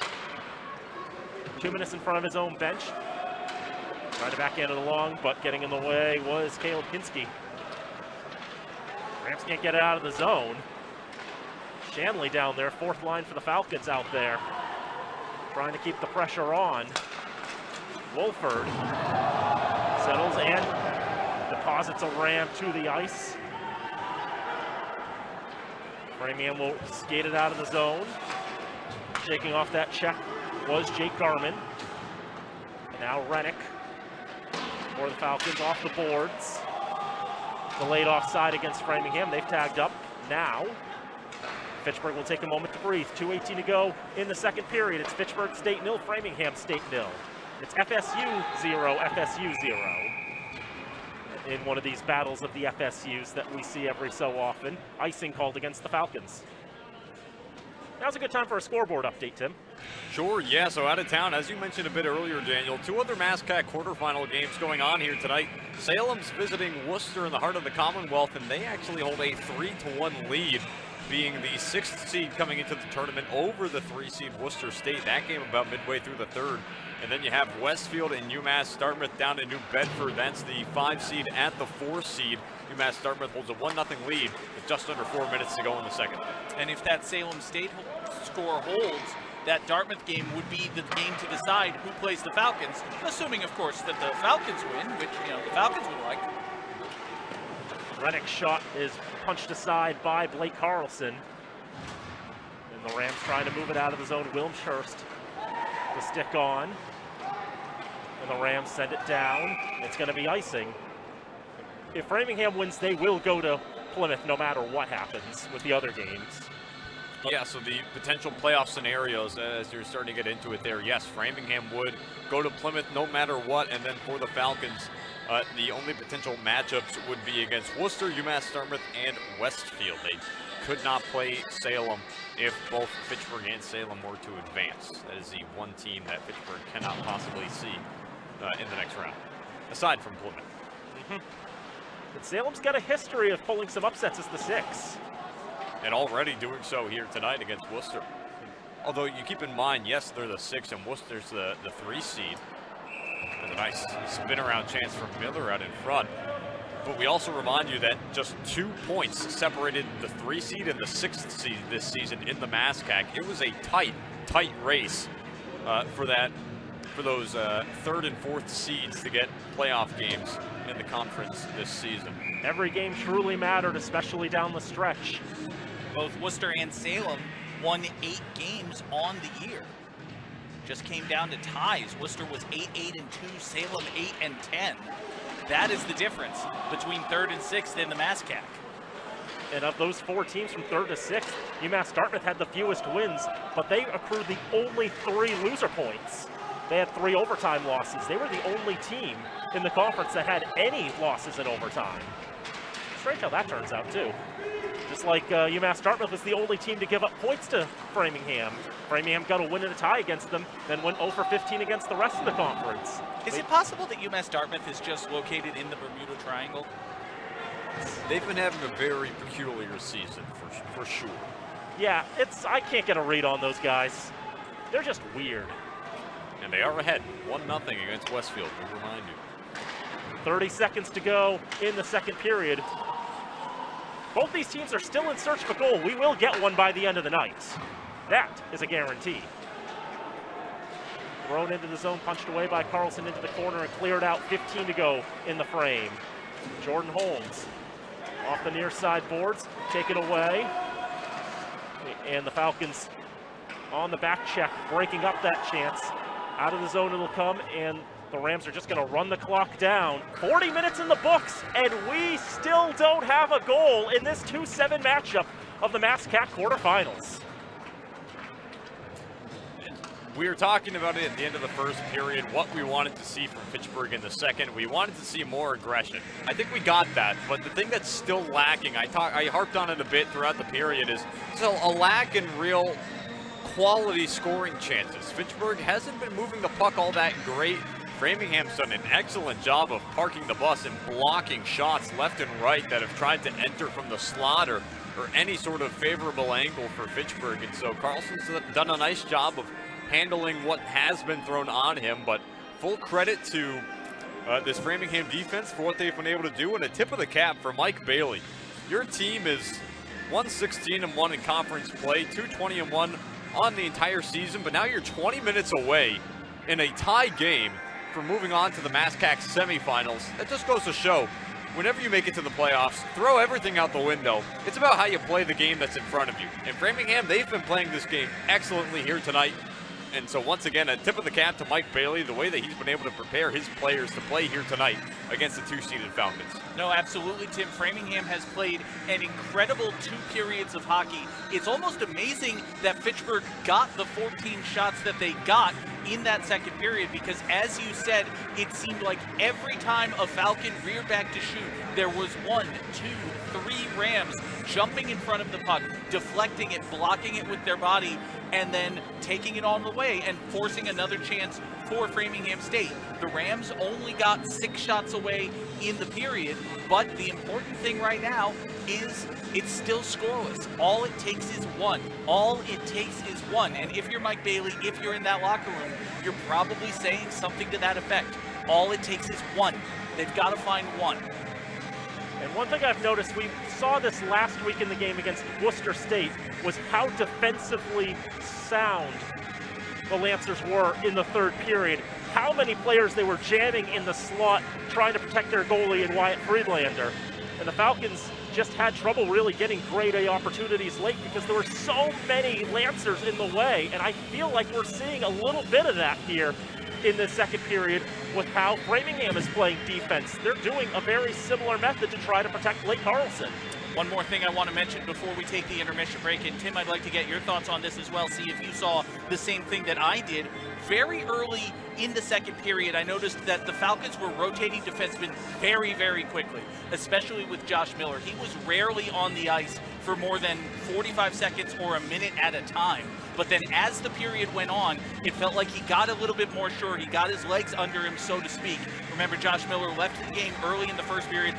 In a statement that will go down as one of the stupider things that anyone has ever said in FATV, and think of all the ground that covers, looked at him when he came back on the ice and said, "Oh, that is not a man who was playing hockey today." And then he proceeded to play a whole lot of hockey. But one thing I did notice, Miller was on the ice more and more as that second period went on, and I wanted to get your thoughts on that, see if you saw the same thing as well. Yeah, it's the playoffs, John. You get a guy who in his junior year wants to come out and really help his team, hasn't come this far this season to just not play despite injury in this MASCAC quarterfinal game in what's been a dogfight here against Framingham. And I do agree, actually. It did feel like I saw Miller have his legs underneath him a bit more. It didn't feel like his movement was all that jilted based on what we had seen from the first period. Because even when he was coming back out onto the ice after being away for a couple minutes in the locker room, he was laboring up to the bench. That was after having come out of the locker room back onto the bench. And so really good to see him play a bit more fluidly in that second period.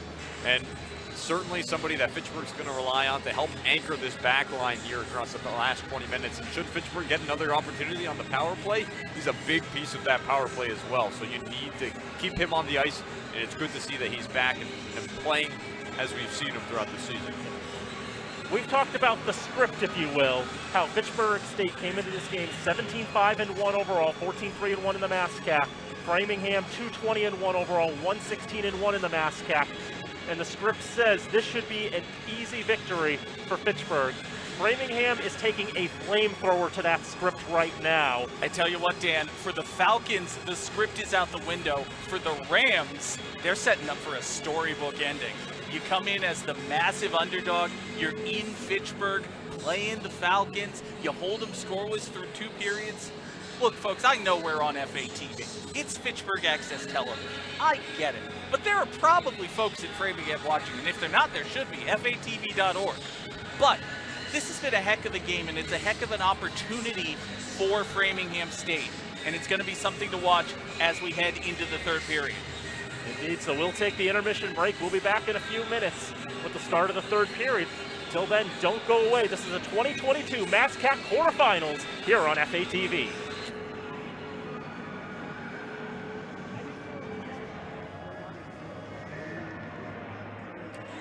Back here at the Wallace Civic Center, Hockey Night at Fitchburg on FATV. John Gugarty joined by Dan Bolak and Tim Foley. Dan, why don't we thank our underwriters once again? Indeed, the underwriters help make all our remote productions possible. Workers Credit Union, Rollstone Bank and Trust, UMass Memorial Health, Health Alliance, Clinton Hospital, Unitil, the Sentinel and Enterprise, North End Subaru, and Minuteman Press. We thank you all for all the effort, and we thank all of you joining us here on FATV, wherever you may be. During the intermission, Dan, we got a note from Nate Blenny, the executive director of FATV. Shout out to Doyle Slagter, Eli Slagter's dad, watching in Framingham on FATV.org. He loves it. Thank you very much. We appreciate that. Yep. Always good to hear.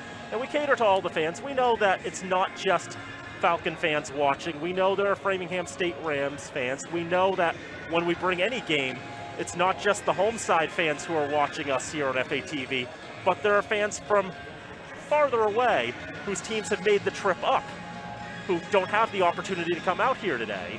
Absolutely. Real quick, just want to let you know the FATV app, iOS and Android devices, Roku, Fire TV, and Apple TV. And let's go back once again to the ice hockey. And Tim, these last 20 minutes, obviously very, very crucial. But I think the second period was better from the Falcons, but not what you'd want. Is that fair to say? I'd say so. It's a step in the right direction, but especially at this juncture of the game, what you want is goals. And you know, it's nice to be a bit more aggressive and put the foot on the gas pedal here, but if Framingham gets a lucky bounce, if you're not able to solve Carlson,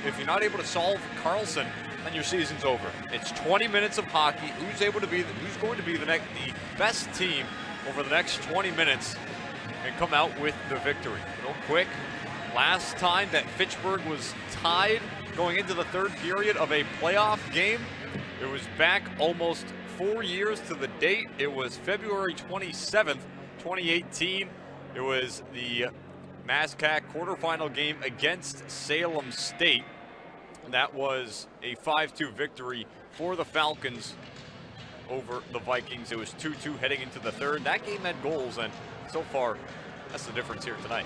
We've talked a couple of times about anniversaries. This is also the 10th anniversary of a very famous speech by Pete Weber, champion bowler. And Tim's talked a bit about the need for aggression and the need for that attitude from the Falcons. This third period, if you'll pardon the expression, could be a bit of a who do you think you are, I am type of period for the Falcons on the 10th anniversary of that absolutely incredible moment. Millions and millions of views on YouTube, and rightfully so. I remember that game. It was the MASCAC semifinal. Sasha Figge had a hat trick in that one. And Salem State, that was another season, I believe. They were the 6th seed coming into Fitchburg, taking on the Falcons as a 2.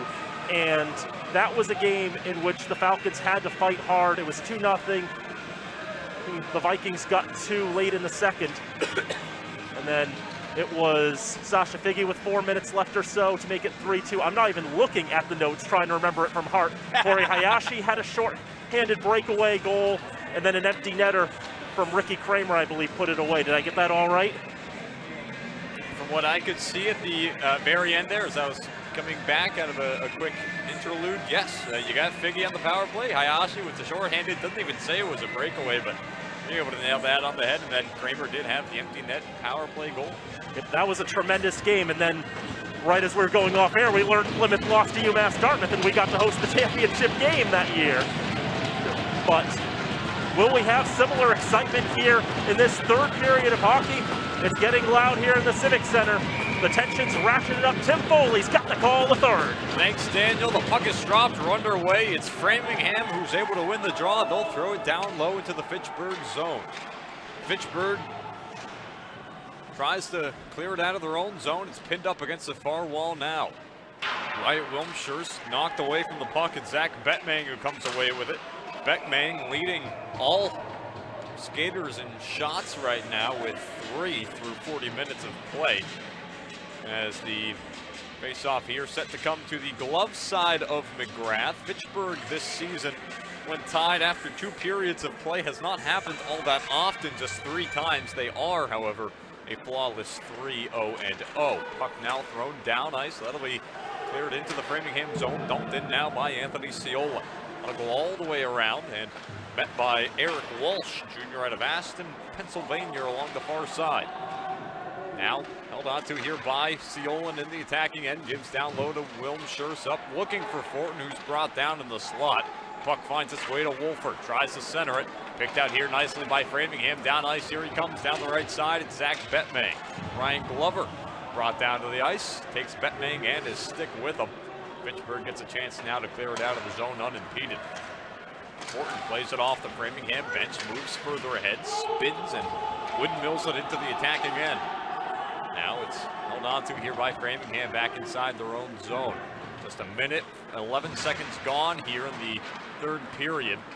Reese Bergman now gains the blue line. He's got Macchione on his left. His drive, that goes off of Framingham's stick and off and into the glass. Josh Miller unleashes a shot from the left side. That goes off the end boards and wraps around to Cousior, who throws it back down low. Now here's Bouthier, gives it down low to Bergman. Back up to Miller. Met by a Ram, and once again, as we've seen time and time again, the stick of a Ram in the way, it's Dylan Marty, and it's deflected up and out of play. 18:23 to go in the third period here. Still scoreless from the Wallace Civic Center. We've just lost track of how many times it's been said, shot deflected, shot off a body, shot broken up by the Rams. The Falcons have 21 shots on the board. Wouldn't be surprising if they had tried 30-35, but they've been broken up that many times. Face off. One back by Framingham in the defensive zone, picked up here by Patrick Colgan, freshman out of Yorktown, New York. Throws it out of the zone. Right back in come the Falcons, but once again, Fitchburg able to clear it out. It's Colgan up the left side. He's able to find a teammate in Kinski, but offsides were the Rams as they entered the zone, and so it'll be a face-off coming down to the near side here.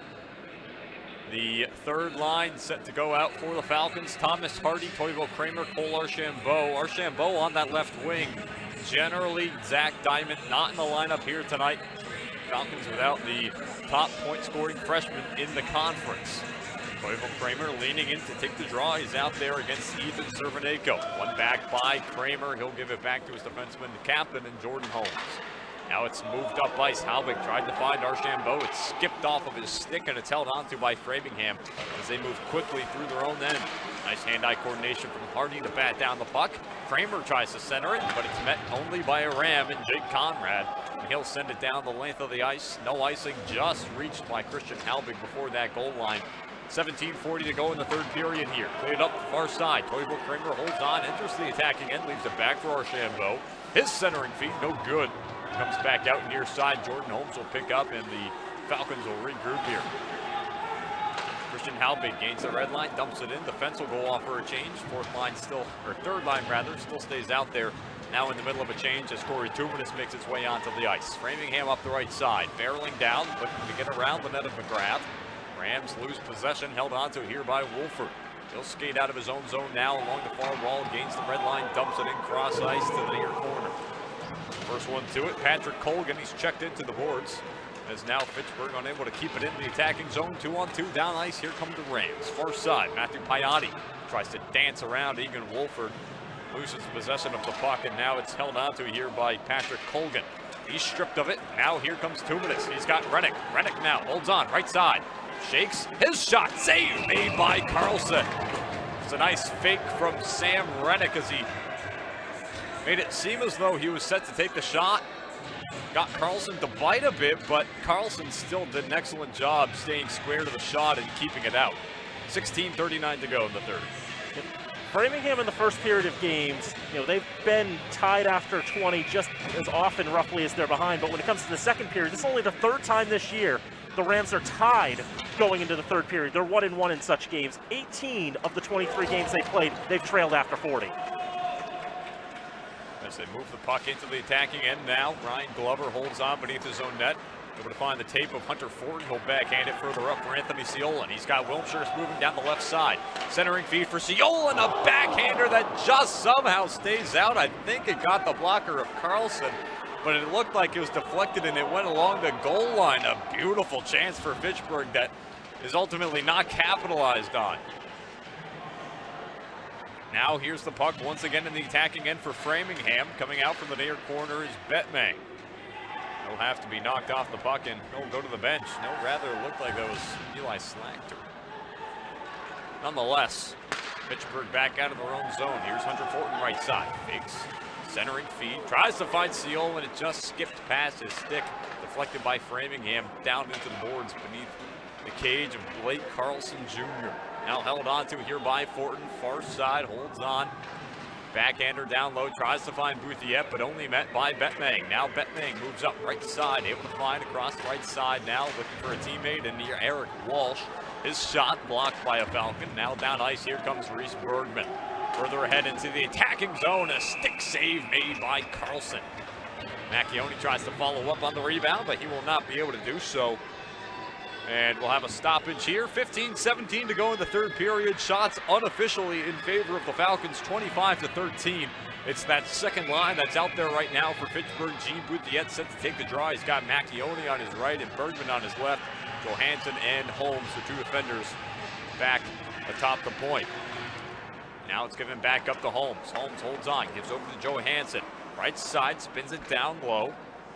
Gives it over now, held on to here by Macchione briefly as it's thrown out in front. Bouthiette sent it off the body of Bergman, it looked, and it deflected off the pads of Bergman and up and down of play. But they'll say it went off of a Ram, and so it'll be another offensive zone draw. As we'll take another look here, Bouthiette took it, and it went high off. Looks like they'll say it was punched away by Carlson. Nonetheless, stays out of the net. Bergman throws it down low. Now Macchione holds on beneath the net. Right side, Johansson cycles it down low, tries to find Bergman. Bergman holds on, gives it down for Bouthiette.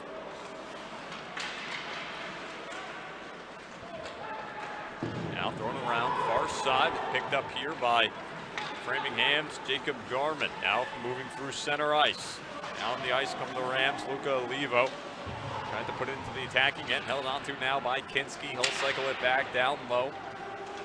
Picked out by Garman. But now it's poked free. Here's Koivu Kramer down the left side. He's got some room. Kramer working in, centering feed for Archambault. Now Fitchburg once again with it. Hardy loses it off of his stick. Nicely disrupted by Caleb Kinski for the Rams to keep the opportunity at bay for Fitchburg. Now here's Brian Kozik, cycles it around near side, played off of the glass by Kinski and out of the zone. Up the left side, here comes Cam Lindsay. He's got Wolford on him. Wolford pushes him off into the boards. 13:48 to go in the third period here. A puck has not found the back of the net so far here tonight from the Wallace Civic Center. They're almost through regulation with, again, just 13.5 to go here in the third. Egan Wolford holds on beneath the net of McGrath. He'll give it over to Glover, and now far side holding on is Archambault.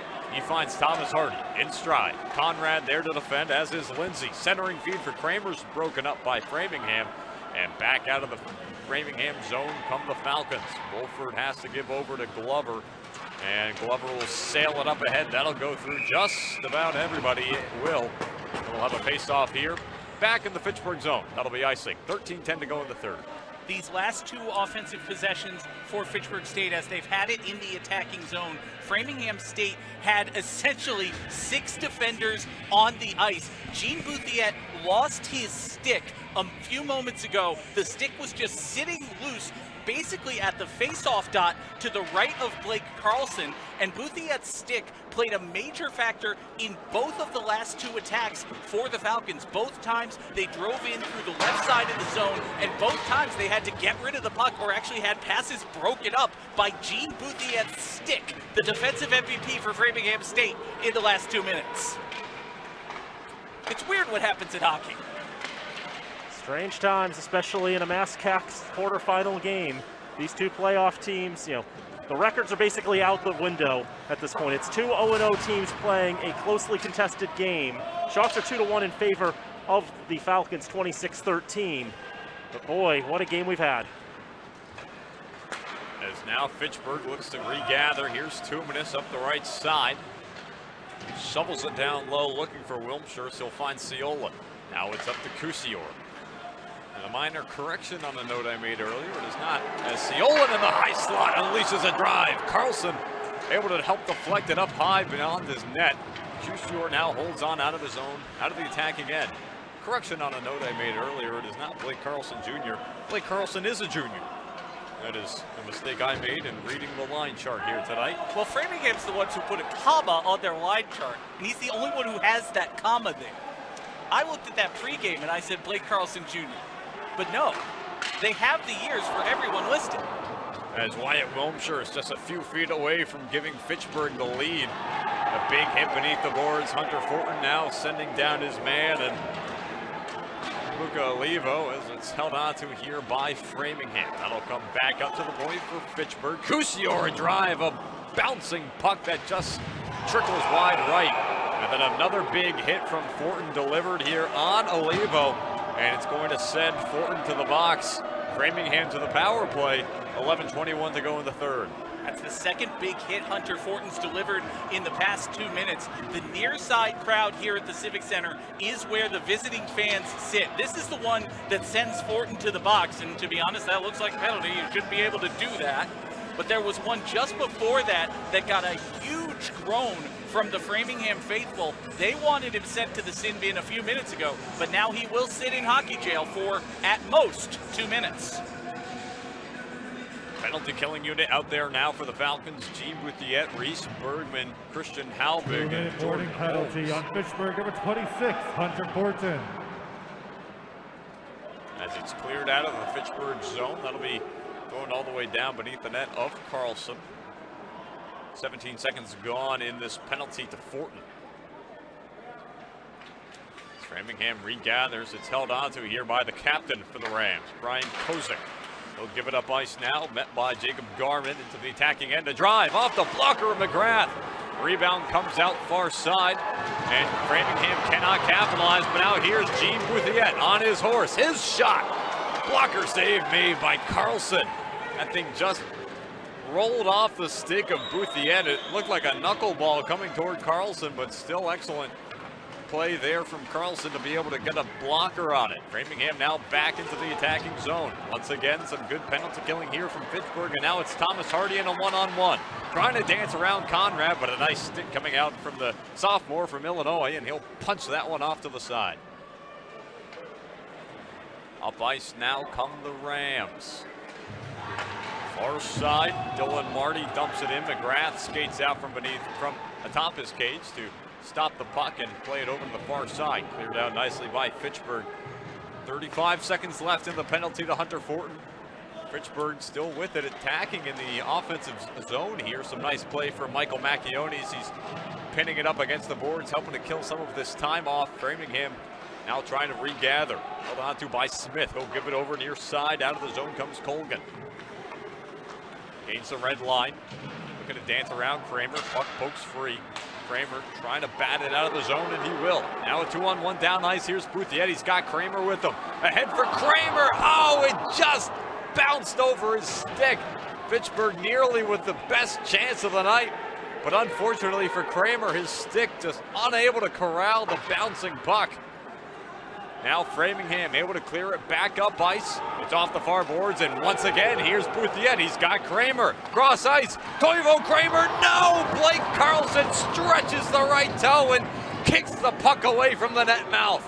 Under 9 to go in regulation here. A tie game in the MASCAC quarterfinals here. Framingham and Fitchburg deadlocked at 0 as Brian McGrath will get it with the glove hand. We'll have a stoppage here. Face off to come in the Fitchburg zone. Fitchburg looked really good on Framingham's power play, I have to say. And we see that first opportunity where it hops over the stick of Toivo Kramer. On the second chance, Kramer's able to settle it down, get it towards goal. But Blake Carlson, I've mentioned, he plays aggressively at the top of his paint, and he came out and attacked Kramer and shut down that opportunity. Tremendous play by the young man in goal for the Rams to keep the Falcons off the board. Face off to the blocker side of McGrath is won by Fitchburg, but quickly dumped back into the zone by Framingham. Scoring update around the conference. Salem has moved on to the MASCAC semifinals. They've gone to the heart of the Commonwealth and beaten Worcester 4-3. Westfield currently visiting UMass Dartmouth and New Bedford. That game tied at 1 apiece with 14.5 to go in the third. So some tight games here in the MASCAC quarterfinals as Hunter Fortin holds on to the puck now in the far corner. Spins off, looking for some space. Once again, a spin move. Ciolin out in the high slot, leaves it for Fortin, tries to wrestle free, has to go and retrieve it in the far corner. Picked out now by Framingham, a scrum along the far boards. And now out of the defensive zone here is Framingham, nicely defended by the Rams. Good effort from that top line. Hunter Fortin in particular, a couple of nice looks. But now it's back out of the zone as Sam Rennick able to intercept in the neutral zone, but picked right back up by Framingham. Down ice they come, and back in the defensive end here for the Rams, Brian Kozik in some pain as he's doubled over. Face-off set to come to the blocker side of Brian McGrath when play resumes in a moment here. As Kozik able to get on his feet and head off to the bench. Talk a little bit more about the playoff picture in the MASCAC. It really starts taking form now that Salem has knocked off Worcester. You see there the big hit on Brian Kozik. He was shaken up and he was able to get back to his feet. With Salem beating Worcester, the MASCAC playoff picture looks a lot clearer. If Fitchburg wins this game, then they will take on the winner of the UMass Dartmouth-Westfield game. That is known. Of course, if Framingham wins this game, then they get Plymouth. And UMass Dartmouth or Westfield will take on Salem State. And the winner of that game will host a semifinal as well. Two Cinderellas in the conference gives room for that. Face-off set to come to the near side here, just outside the Framingham zone. There's Jack Johansson. Tries to meet the puck. It's fished out by Jordan Holmes. He'll wrap it around. Kept in from the right point. Thrown on net by Walker Smith and cleared out of the zone by Fitchburg. Reese Bergman racing for the puck, trying to outpace Walker Smith. Bergman looking to poke it free away from Smith. Bergman, a goal and 3 assists across his last 5 games. Trying to find that golden goal here tonight. 7 minutes to go here in the third period. Jack Johansson now pokes it further ahead along the far wall. Tries to move it out of the zone. Kept in by Framingham along the far wall. Once again, Framingham doing a nice job keeping it in, but now here comes Michael Macchione entering the attacking end, but broken up by Cam Lindsay, freshman out of Coatesville, Pennsylvania, as he fell to the ice, disrupted the play with his skates. Now here's Egan Wolford. He'll backhand it, give it over to Brian Glover. Now works it to Kramer, to Archambault. Paints the red, then blue. His drive right into the gullet of Blake Carlson. We'll have a stoppage with 6:24 to go in the third here. It seems like every time the Falcons have a clear shot at Blake Carlson, it's a luxury.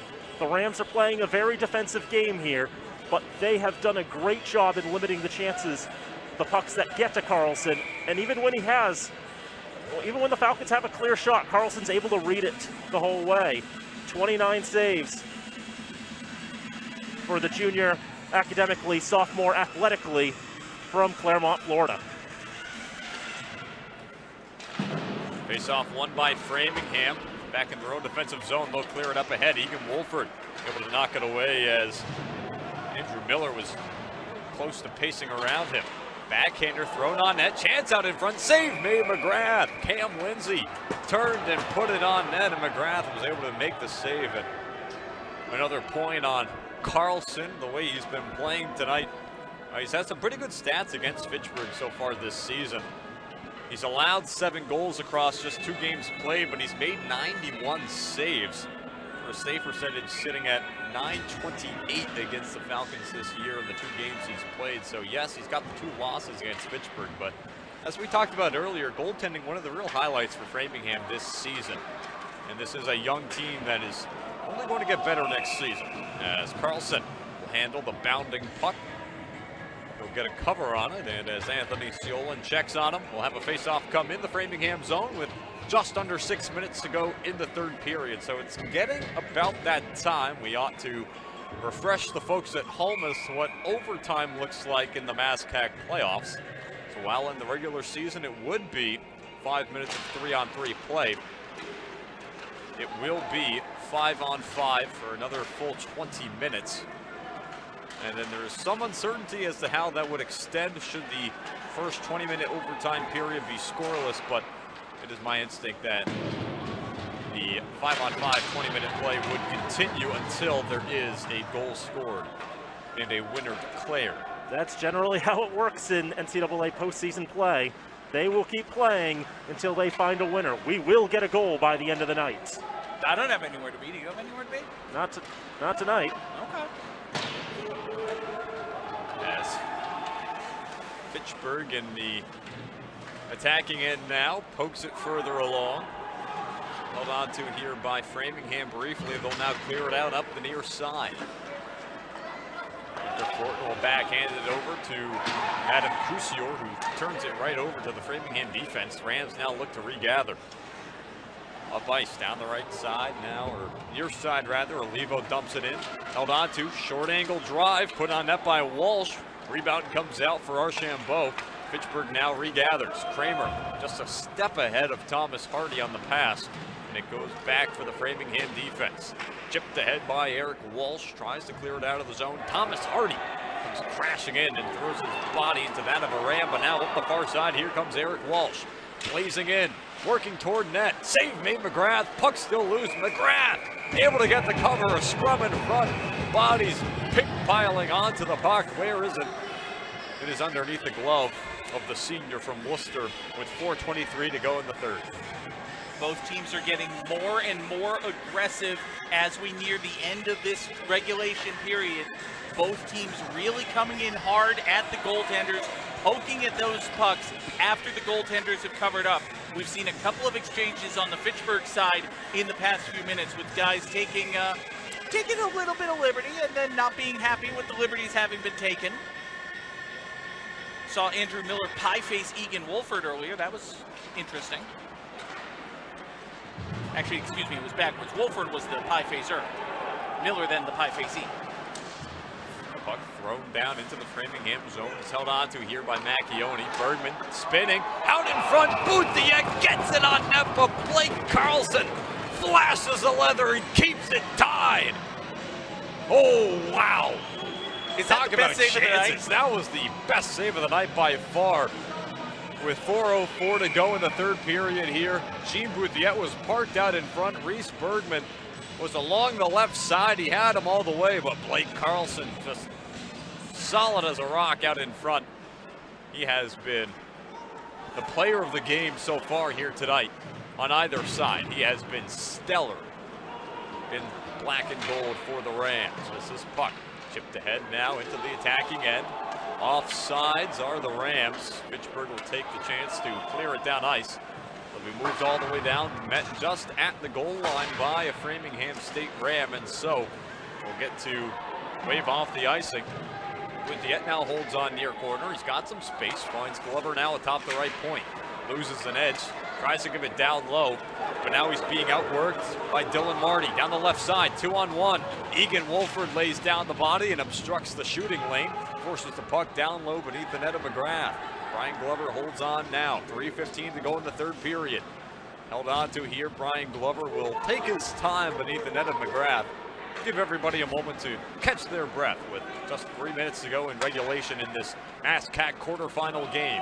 Here's Anthony Ciolin, works around, tries to budge inside, looks to get around Patrick Colgan. Now it's up atop the left point. Egan Wolford to drive. That goes off the inside of the skate of Brian Kozik. Now another drive from Wyatt Wilmshires, gloved down by the captain Kozik, and it's poked back up to the point. Yet another blast from Wilmshires from that left side. Ends up going wide left. Wilmshires finds it again. This puck deflected up into the air and gloved down by Patrick Colgan. This will be played ahead, met by Wolford. He'll play it off the boards in front of the Fitchburg bench. Wilmshires will do his best, but Framingham will clear it down ice. Ciolin now wraps it around near side. Hunter Fortin plays it off the near wall. Picked out by Wyatt Wilmshires as he moves into the attacking end. Now Wolford gives it for Kramer. His blast deflected off of a Ram stick up into the protective netting for the th time here tonight. And we'll have a stoppage. 2:06 to go in the third. If the main storyline wasn't Blake Carlson's tremendous play in goal, the secondary storyline would be the Rams' tremendous play on defense and breaking up so many shots, so many passes. They have 6 shots in this period. The Falcons have 10. But still, we've played 58 minutes and 4 seconds of hockey. That's not the right number, but we've played nearly 58 minutes of hockey, and we're still looking for a goal. As we're under 2 to go here from the Wallace Civic Center in regulation. Still deadlocked at 0. Adam Couture at the red line, looks to throw it in, but it's met by a couple of bodies at the Framingham blue line, and here they come down ice. Matthew Piatti's bid is blocked by the body of Joshua Miller. Now Adam Couture pokes it away from the stick of Andrew Miller. Picked up here by Couture once again. He'll throw it off the far wall in front of his own bench. Looking for Archambault, but kept back up ice nicely by Framingham, and a save made by McGrath as Cam Lindsay let it go from the right side. Centering feed, Miller is able to steer it away from danger. And now here he is, his pass up ice, finds Kramer, his backhander over to Archambault into the attacking zone on sides. Archambault throws it over to the near corner. Nobody there for the Falcons. That'll be cleared up ice, but not out as Jordan Holmes able to leap and glove it down. Finally cleared by Framingham. Falcons have to get on sides, and they do. Michael Macchione pursues. Archambault goes off, and the second line now out there for the Falcons. Under a minute to go here from the Wallace Civic Center. 0-0. Thrown across. Halbig, his drive. That'll miss the net. Fitchburg and Framingham. This has been quite the duel here tonight. Perhaps one that not many folks would have expected, but certainly has been an excellent game played here tonight by Framingham, despite what a lot of people would have considered to be a sure bet for the Falcons to come in and handle these Rams in a dominant manner. With 25 seconds to go in regulation here, we'll have a face-off come all the way back down into the Fitchburg zone. It'll be to the blocker side, no glove side. They've changed their minds of Brian McGrath here. And we are going to have a timeout coming here, called by Fitchburg. Coach Fuller wanting to make sure that everybody knows exactly what the game plan is here. It's not the time to allow a goal, gentlemen. No, I would say not.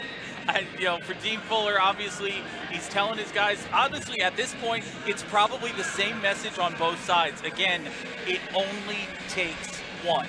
From this point out, 25 seconds left in regulation, maybe going into overtime. Whoever gets that one goal is going to win this game, is going to go on to the semifinals. I cannot get over how well Framingham State has played. If you only looked at the records, you see 14-3-1 in the conference against 1-16-1.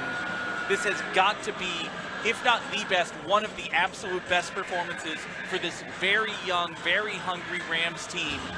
It has been a textbook example of how to play as a massive underdog. You come out hard and aggressive, and when the other team answers, you sit back, you park the bus, you play incredible defense, and you rely on your goaltender, and you look for that one individual effort. Thus far, Blake Carlson has done his job. Can there be an individual effort by the Rams? Here's Bouthiet now, trailing down the right side, trying to put it out in front. Macchione, the trailer, nearly able to throw it in. Now another bid for Bouthiet, 3 seconds to go. Puck loose in the Framingham zone, kept in by Glover. But there's the horn. We're through 60 here from Fitchburg. It'll take extra hockey here tonight to determine who gets to move on to the MASCAC semifinals. Framingham 0, Fitchburg 0 shots through 60 minutes of play here tonight in favor of the Falcons, 32-20. As here's another look at the last chance down ice. Gene Bouthiet barreling down the right side. He's got a defender in front of him, tries to pull it to his backhand, but gets it just too far ahead, tries to shove it in front at a low angle. Nobody was there, and then he was able to actually secure the puck himself along the far side, but ultimately falls apart for the Falcons as we are deadlocked at 0 through 60. It's hard for me to find words to describe this game. It's just Framingham has stuck to the script they've written for themselves, and they have somehow gotten the Falcons to the end of regulation. They've not conceded, they've not scored, but we're going to have more hockey on the horizon. But as we mentioned, it's playoff hockey. That means 20-minute overtimes until we find a winner. As it turns out tonight, there will only be one goal. But one goal is all it takes. Something that we've been keeping an eye on through the entire game is the health of Josh Miller. And Dan, I don't know if maybe I just wasn't looking for him during the times he was on the ice. I don't think I saw Josh Miller at all in the last 7 or 8 minutes of the period there. I thought I saw him a few times there. for the Falcons. So definitely somebody, I mean, they need him, and they need anybody to put something into that right now. If you're Fitchburg, and of course if you're Framingham, I want to bring back a point that you mentioned, John, earlier about perhaps this being Framingham's best game of the season. I would say without a doubt it has been. Generally you think of a great game to be like a dominant, crushing win, but with the way that Framingham's been able to come in here today, with the stakes being what they are, being the massive underdog that people only perceive as having gotten into the playoffs thanks to an exception in the rules this year, which is the case. In any other season, they would not be playing this game. There would only be 6 playoff teams. Framingham would be the 7th seed, and they would have been sent home. But this is, hey, they didn't start the plague. They're here, they play the games that are in front of them, right? So all credit to the Rams. They've played a fantastic game. They have quite literally taken the Falcons to the limit. We have played all the hockey we're scheduled to play. Now we play bonus hockey. Framingham State has played an incredible game.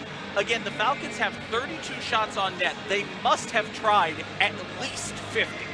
It has to be at least 50 that the Falcons have tried, and they've had that many blocked. Officially, the Rams only have 18 shots on goal, and I feel like they got 7 in the first period, just 11 over the last 2. The chances are few and far between for Framingham State, but again, I'm going to sound like a broken record right now. It only takes one. If one puck gets between Brian McGrath's legs, if Blake Carlson loses concentration one time, if somebody loses an edge, breaks a stick, we saw a loose stick on the ice break up 2 offensive possessions for the Falcons in this third period. It only takes one weird thing. There is nothing in sports, and I'm going to be perfectly honest with y'all, I am not a hockey guy. I'm a baseball and football guy. I like hockey. Hockey's good. There is nothing in sports like overtime playoff hockey. And we get to call overtime playoff hockey. And you at home get to watch overtime playoff hockey. This is awesome. It's as crazy as it can be. And in the very near future, one team's season will come to an end, and one team will experience jubilation and a breath of relief. My goodness, this is going to go to playoff overtime. It's going to be exciting, and we hope you'll stick with us. And then just one last note before we head to a break. Looks as though we may not be the only game in the conference tonight that is slated for overtime hockey. Right now, UMass Dartmouth and Westfield still tied at 1 apiece with just 2.5 to go in the third period down in New Bedford. So plenty of overtime hockey on tap here tonight. But of course, we know you'll keep it right here on FATV. Feel free to tune in to the end of that game, but then bring it back here as we'll make our way back just before the beginning of the overtime period. You don't want to miss this one. It's Fitchburg nothing, Framingham nothing. 60 minutes in the books. It'll take a little extra here tonight. Don't go too far. You're watching the 2022 MASCAC quarterfinals here on FATV.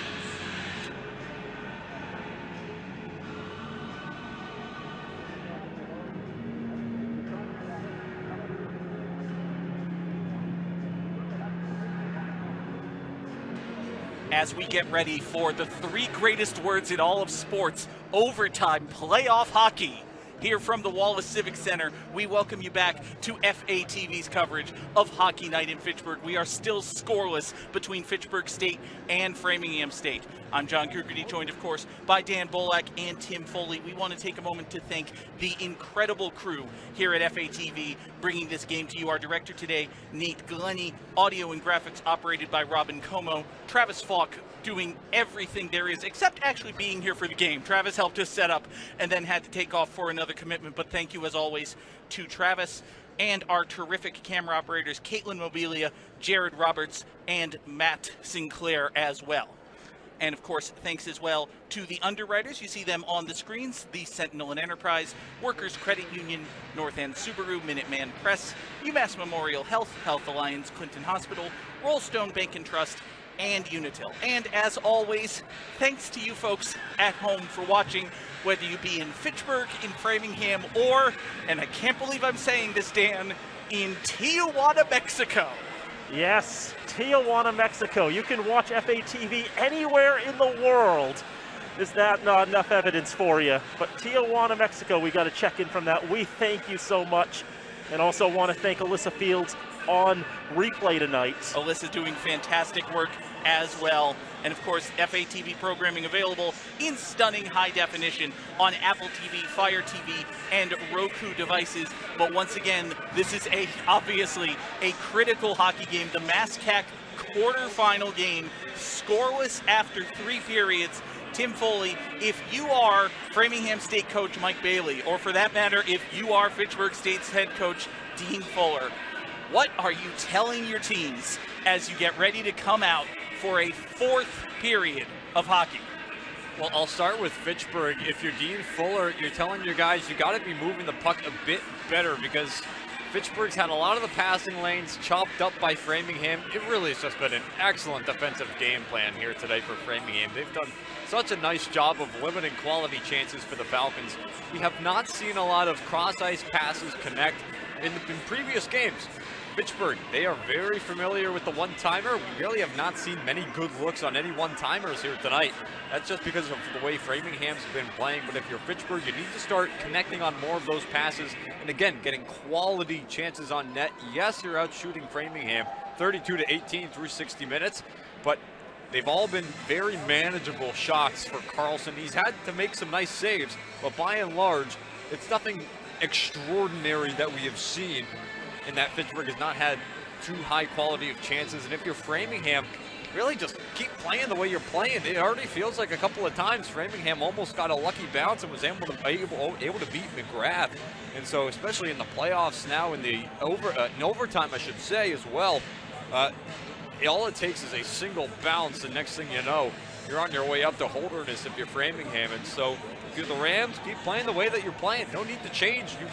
Yes, you've been getting outshot, like we mentioned, but it feels like you've really been helping to drive the pace of this play. And Framingham's been able to project their game plan onto Fitchburg, park the bus, force poor angle outside shots from Fitchburg, and then charge back down ice with a head full of steam. And we've seen it throughout the first 60 minutes, and I expect we're going to see it even still throughout the following 20 or however long it'll take here in this overtime period. Folks, do not go anywhere. If you've got to get a drink, get it now. But sit down and do not look away. It is overtime. This game could end at any moment. And it is the playoffs. One team's seasons could end at any moment. It is overtime, playoff hockey. And here with the play-by-play is Tim Foley. Thanks so much, John. Top line out there for the Falcons. Top line out there for the Rams. They'll go at it head-to-head here. Overtime hockey has commenced. Fitchburg this season in overtime. They've only gone twice, but oddly enough, with this game being added into the mix now in overtime, they've gone to OT in 3 out of their past 5 games. Had the, of course, eventual overtime victory over UMass Dartmouth back on February 10th, but then the regular season finale as well. Last game Fitchburg played went to overtime. That game did not find a winner. Is now Framingham able to bat it out of the defensive zone. Egan Wolford doubling back, as is Brian Glover. Eric Walsh, the only Ram further up ahead. A nice effort, however, along the far side. Puck was met briefly by Ashton Colazzo. He wasn't able to keep it in. He's still battling for it along the far wall. Picked out here now by Wyatt Wilshire, so that'll be thrown further ahead. Down into the near corner here. Hunter Fortin pinned up against the boards. Wolford holds on now. Thrown out in front. Oh, it just trickled wide right. Jean Bouthiet was a few steps behind it. Now Bouthiet's drive. That puck comes loose for Bergman down in the corner. He lost it for a moment. Now Fortin holding on. Puck cycled back down low. Fortin will go off for a change.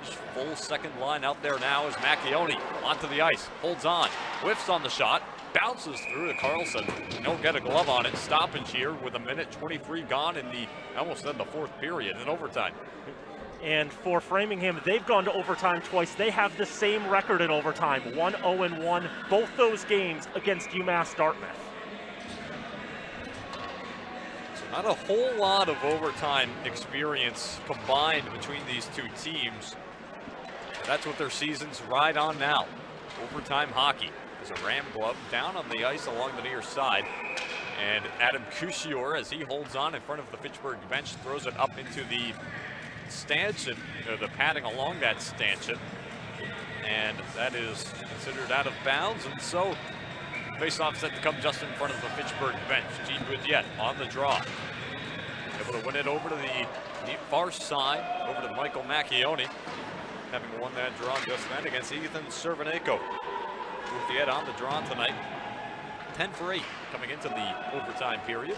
It'll be thrown down toward the net of Carlson. He'll try to settle it. It'll be held on to here by Framingham. It'll be wrapped around now near side, held on to briefly here by Jacob Garman.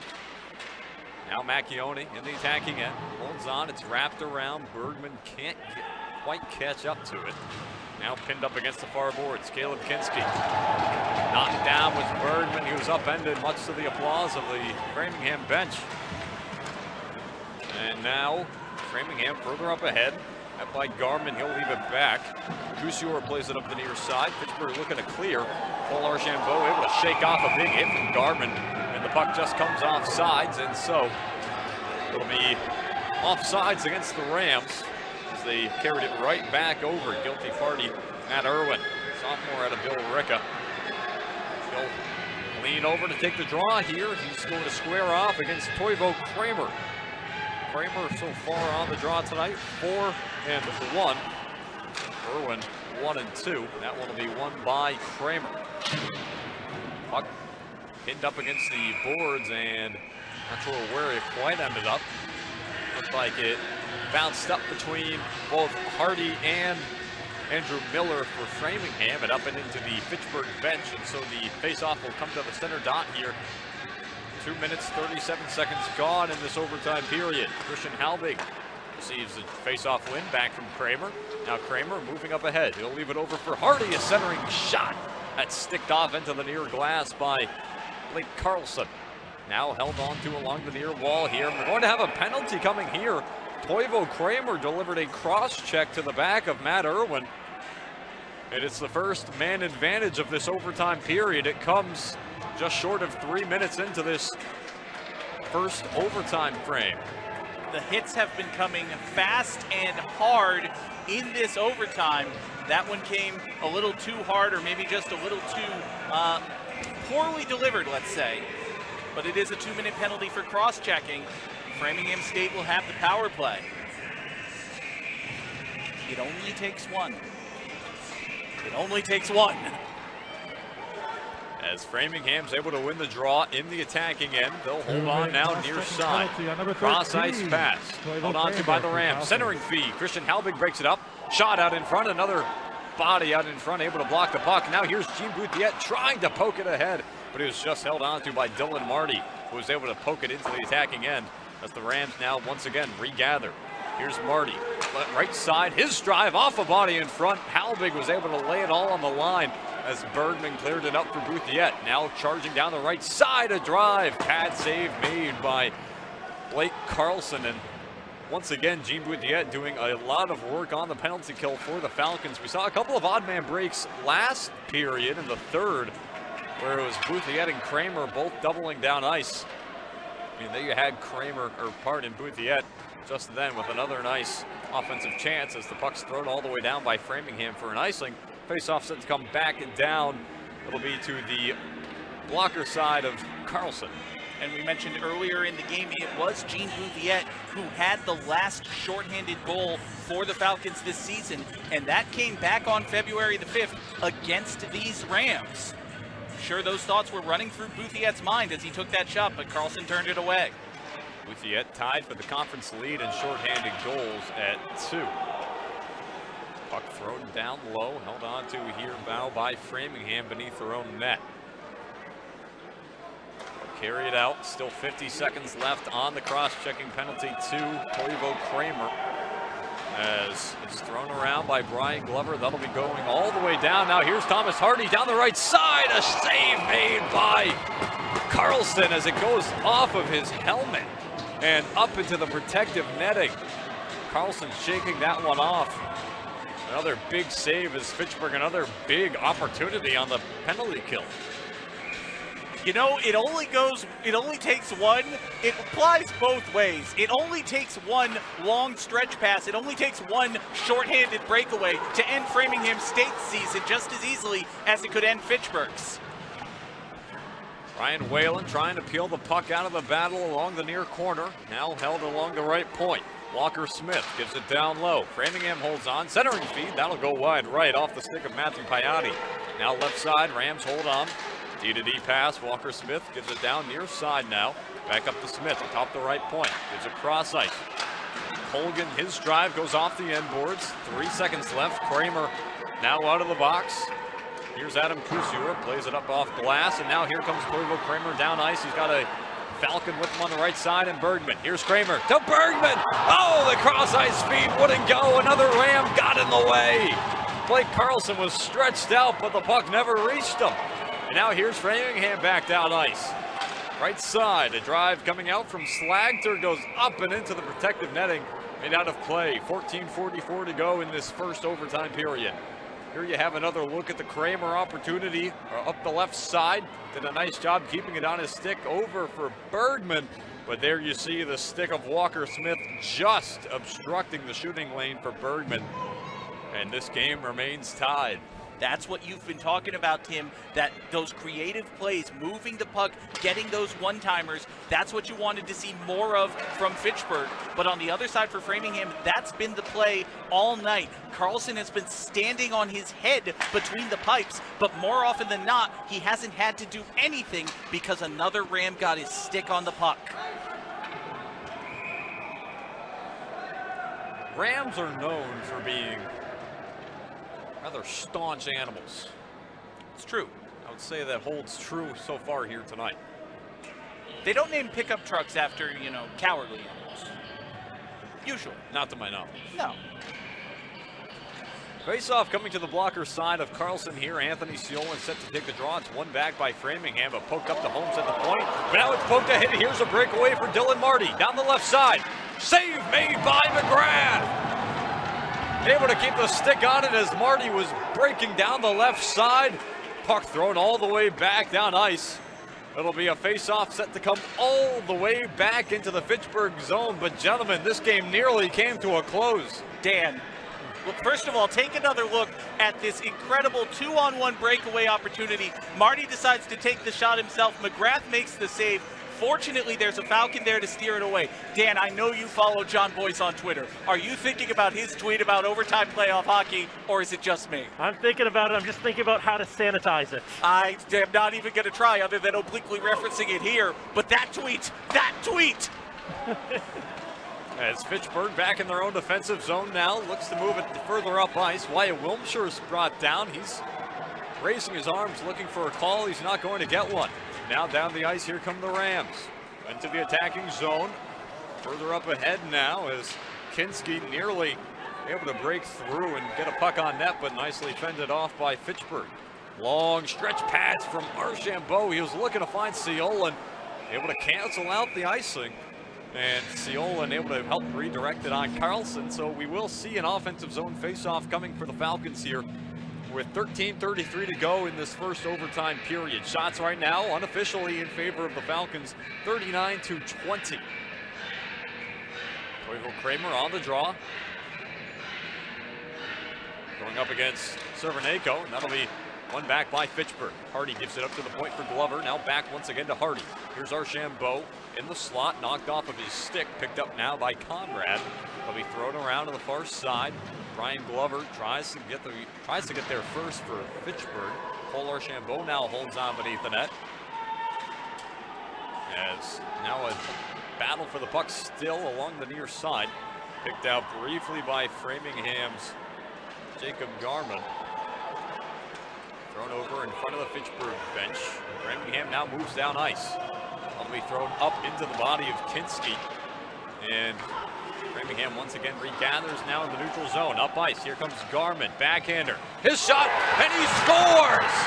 Framingham has done the unimaginable, and they have ended the Fitchburg State Falcons season.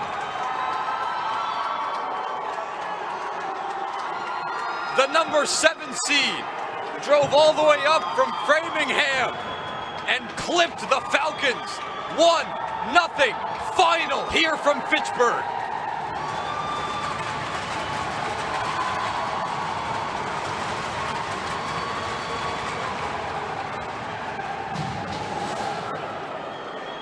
And the Framingham fans in attendance here has just broken some of the glass in their celebration as the Rams win their first playoff game since 2014. Jake Garman to conclude tonight's game with the Rams coming out on top 1-0. Jake Garman, the hero tonight for the Rams, as he's able to break into the attacking zone and puts one past McGrath, the game winner here tonight for Framingham. I think they gave that goal, well, let's see. They announced it for Garmin. It looked like it was Caleb Kinski who got that shot off there, number 24. The freshman from Dyke, Iowa, that would be his first collegiate goal, his first collegiate point. And that is Kinski, who looks to be the most celebratory Ram. We'll take another look at it here. It's a beautiful pass. It's a fantastic shot. It only takes one.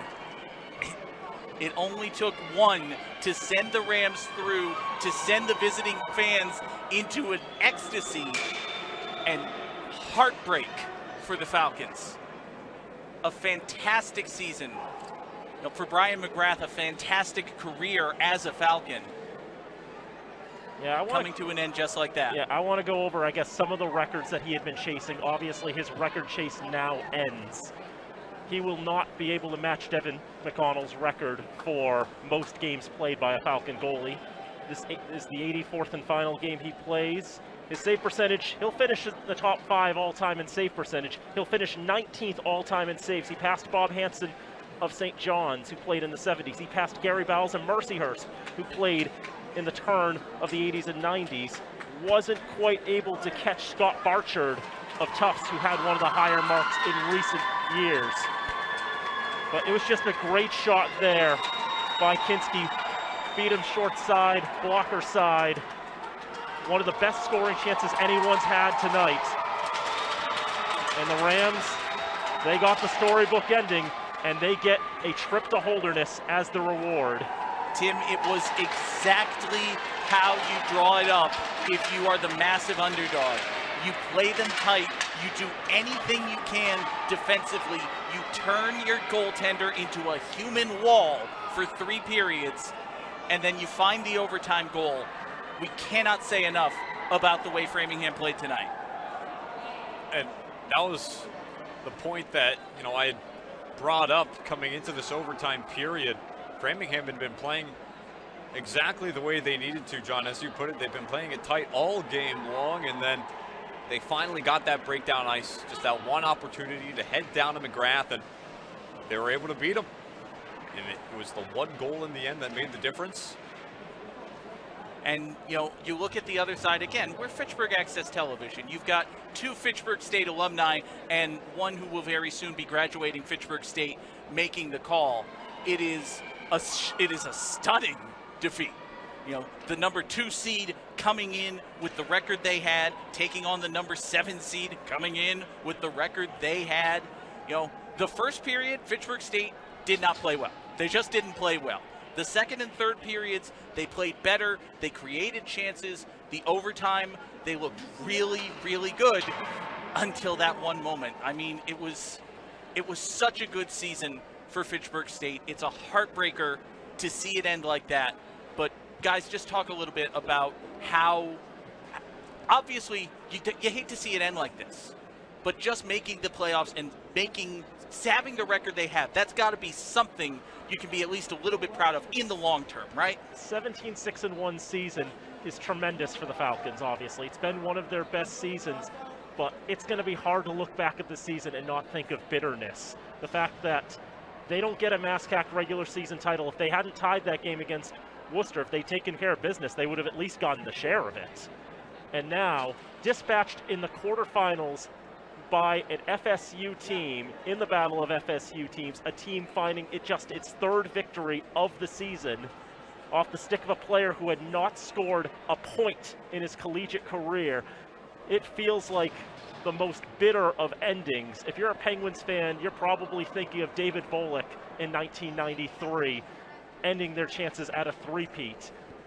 Like I am, I guess, although I wasn't around as a Penguins fan at the time, but I know the lore. And it just feels so frustrating. But for Framingham, as a story, it's tremendous to see a team like that. And Blake Carlson, 39 saves, he gets his first shutout of the season, and what a tremendous performance. I've joked before the game, the two best players on Framingham are their two goaltenders, essentially. The best one is whoever's in net, the second best is whoever the backup is. They've been hamstrung so much on offense the last couple of weeks. Only 2 goals in their last 4 games. They're without their leading scorer in Johnny Baker.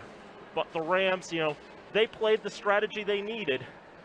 And as it turns out, if you just build a blanket wall of players in the slot, park the bus out there, and break up all the passing lanes, you've done what you've needed to neutralize this Falcon team. And to follow up on your question, John, about, kind of, is there a silver lining you can glean from this? I'm still searching for one, because for Fitchburg, you mentioned it, kind of the expectation coming in. You're the 2nd seed in the conference. You've accumulated the most points in conference play that you ever have in program history. You're going up against a team that has only won 2 games all season long, only one of which was a conference game. I don't think there is any word short of disappointing to describe the conclusion to this Fitchburg season. You could see it potentially having more of a silver lining should the team have ultimately lost in, say, a conference championship game or a more hard-fought semifinal game, but to not even get a goal against this Framingham team that has allowed 103 goals to this point in the season. That is a disappointing end to the season here for the Falcons, amid what was otherwise an excellent season.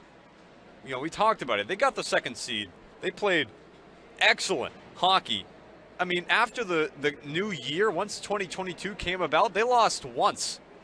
And that was just to Plymouth. That was up in Plymouth. It was a hard-fought game as well that Coach Fuller felt good about. So they played a good game. Really, you could say every single game this season. But unfortunately for Fitchburg, they saved their worst game of the season for the final game of the season. And perhaps not having Zach Diamond and Oliver Cookson in the lineup might have dropped them back just that much. But my goodness, it's going to be hard to look back on this in the coming days, just how frustrating it's going to be that this is how the season has to end. And as you said, Tim, it's hard to come up with a silver lining because now you're losing the greatest goalie that you've ever had in program history. You're going to bring the offense back next year. Chris Matone will take over the cage next year. Matt Ratter will battle for it as well. But just the way that it ended, it is brutal, but that's playoff hockey. And that's overtime playoff hockey for you. It's tremendous to watch as long as you're not directly involved in it. And it's a heartbreaker of a loss. The Falcons will move on from this and be able to come back strong next year, but it is just going to be a bitter, bitter taste in the mouths of everyone in green and gold, and that bitterness is going to last for quite a while. They'll probably be feeling it on Tuesday when Framingham goes up to Holderness, and, well, last time Framingham went up there, Plymouth put 80 shots on them. Congratulations to the Rams. You've just had your best game of the season, your most incredible win. You get 2 days to recover, and now you have to go play a team who certainly on paper is just flat better than the team you just beat. Have fun, good luck. It's a heck of an ask for Framingham State, but they got a tremendous victory here. Real quick, I think we would be remiss if we did not point out the incredible work Jake Garman did setting up that goal. He took on 3 Falcons coming in before he was able to find Kinski, and he found Kinski wide open. Garman did a great job setting up that goal for the Rams. For them it is the greatest moment of their season for the Falcons, obviously the worst of theirs. We want to thank one more time our underwriters who brought this game as well as all of our games to you here on FATV. FATV's remote productions underwritten by Workers Credit Union, Rollstone Bank and Trust, UMass Memorial Health, Health Alliance Clinton Hospital, Unitil, the Sentinel and Enterprise, North End Subaru, and Minuteman Press. We also thank our tremendous crew who did a fantastic job on this game, as they always do. Nate Glennie, our director, Robin Como on audio and graphics. We take a look one more time at the winning goal. Replay operator today, Alyssa Fields, doing a fantastic job. Again, look at this work by Garmin, skating through 2, now 3 Falcons, finding Kinski wide open, and then Kinski does the work. It only took 1 to get past McGrath and send the Rams through.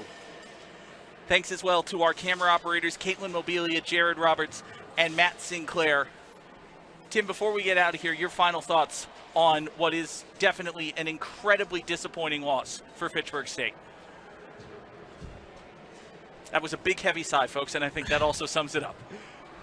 I mean, we said it, John, not the greatest first period out of the gate, and then it felt like, well, Fitchburg, yeah, played a bit better, just weren't able to come back and really play their brand of hockey all night long. And so, again, as we mentioned, an unfortunate end to a team and a season that had greater aspirations than a first-round loss to the 7th-seeded team. And it makes you think back to that rule change just toward the end of the season where they said all 7 teams would be making the conference tournament. Might seem inconsequential to some at first, but there you have it right on your screen. There's your 7th seed moving on to the next round. Having been granted access to the playoffs this year, they made full use of their opportunity. If the rules hadn't changed, they changed the schedule as well, so that if the rules hadn't changed, we would have been here bringing you a MASCAC semifinal. It would have been Fitchburg. I guess it would have been Salem State who would have been their opponent.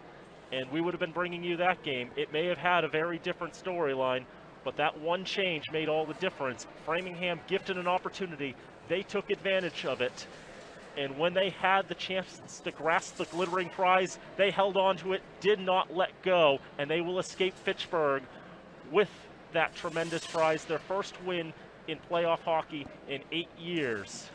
And for Fitchburg State, too. Now, this is back-to-back playoff games that they've been shut out as well. Yes, if you're struggling to find the back of the net, certainly in the playoffs. And then just really quickly want to give a shout out to the folks working here at the Wallace Civic Center to clean up the glass that was broken amid the celebration for Framingham. They have a full team working on it there, and it is not easy to clean up glass off of ice. A lot of it's on the ice, a lot of it's on the front row as well. This Framingham crowd, they came in force, and credit to them for the energy they brought. Maybe a little bit too much at the end there. Just, if I had to give a note, I would say less destruction of property next time. Well, they're going to hope that they have something to celebrate up in Holderness. They will take on Plymouth. That game is set to be this Tuesday, the 1st. That'll be the first day of March.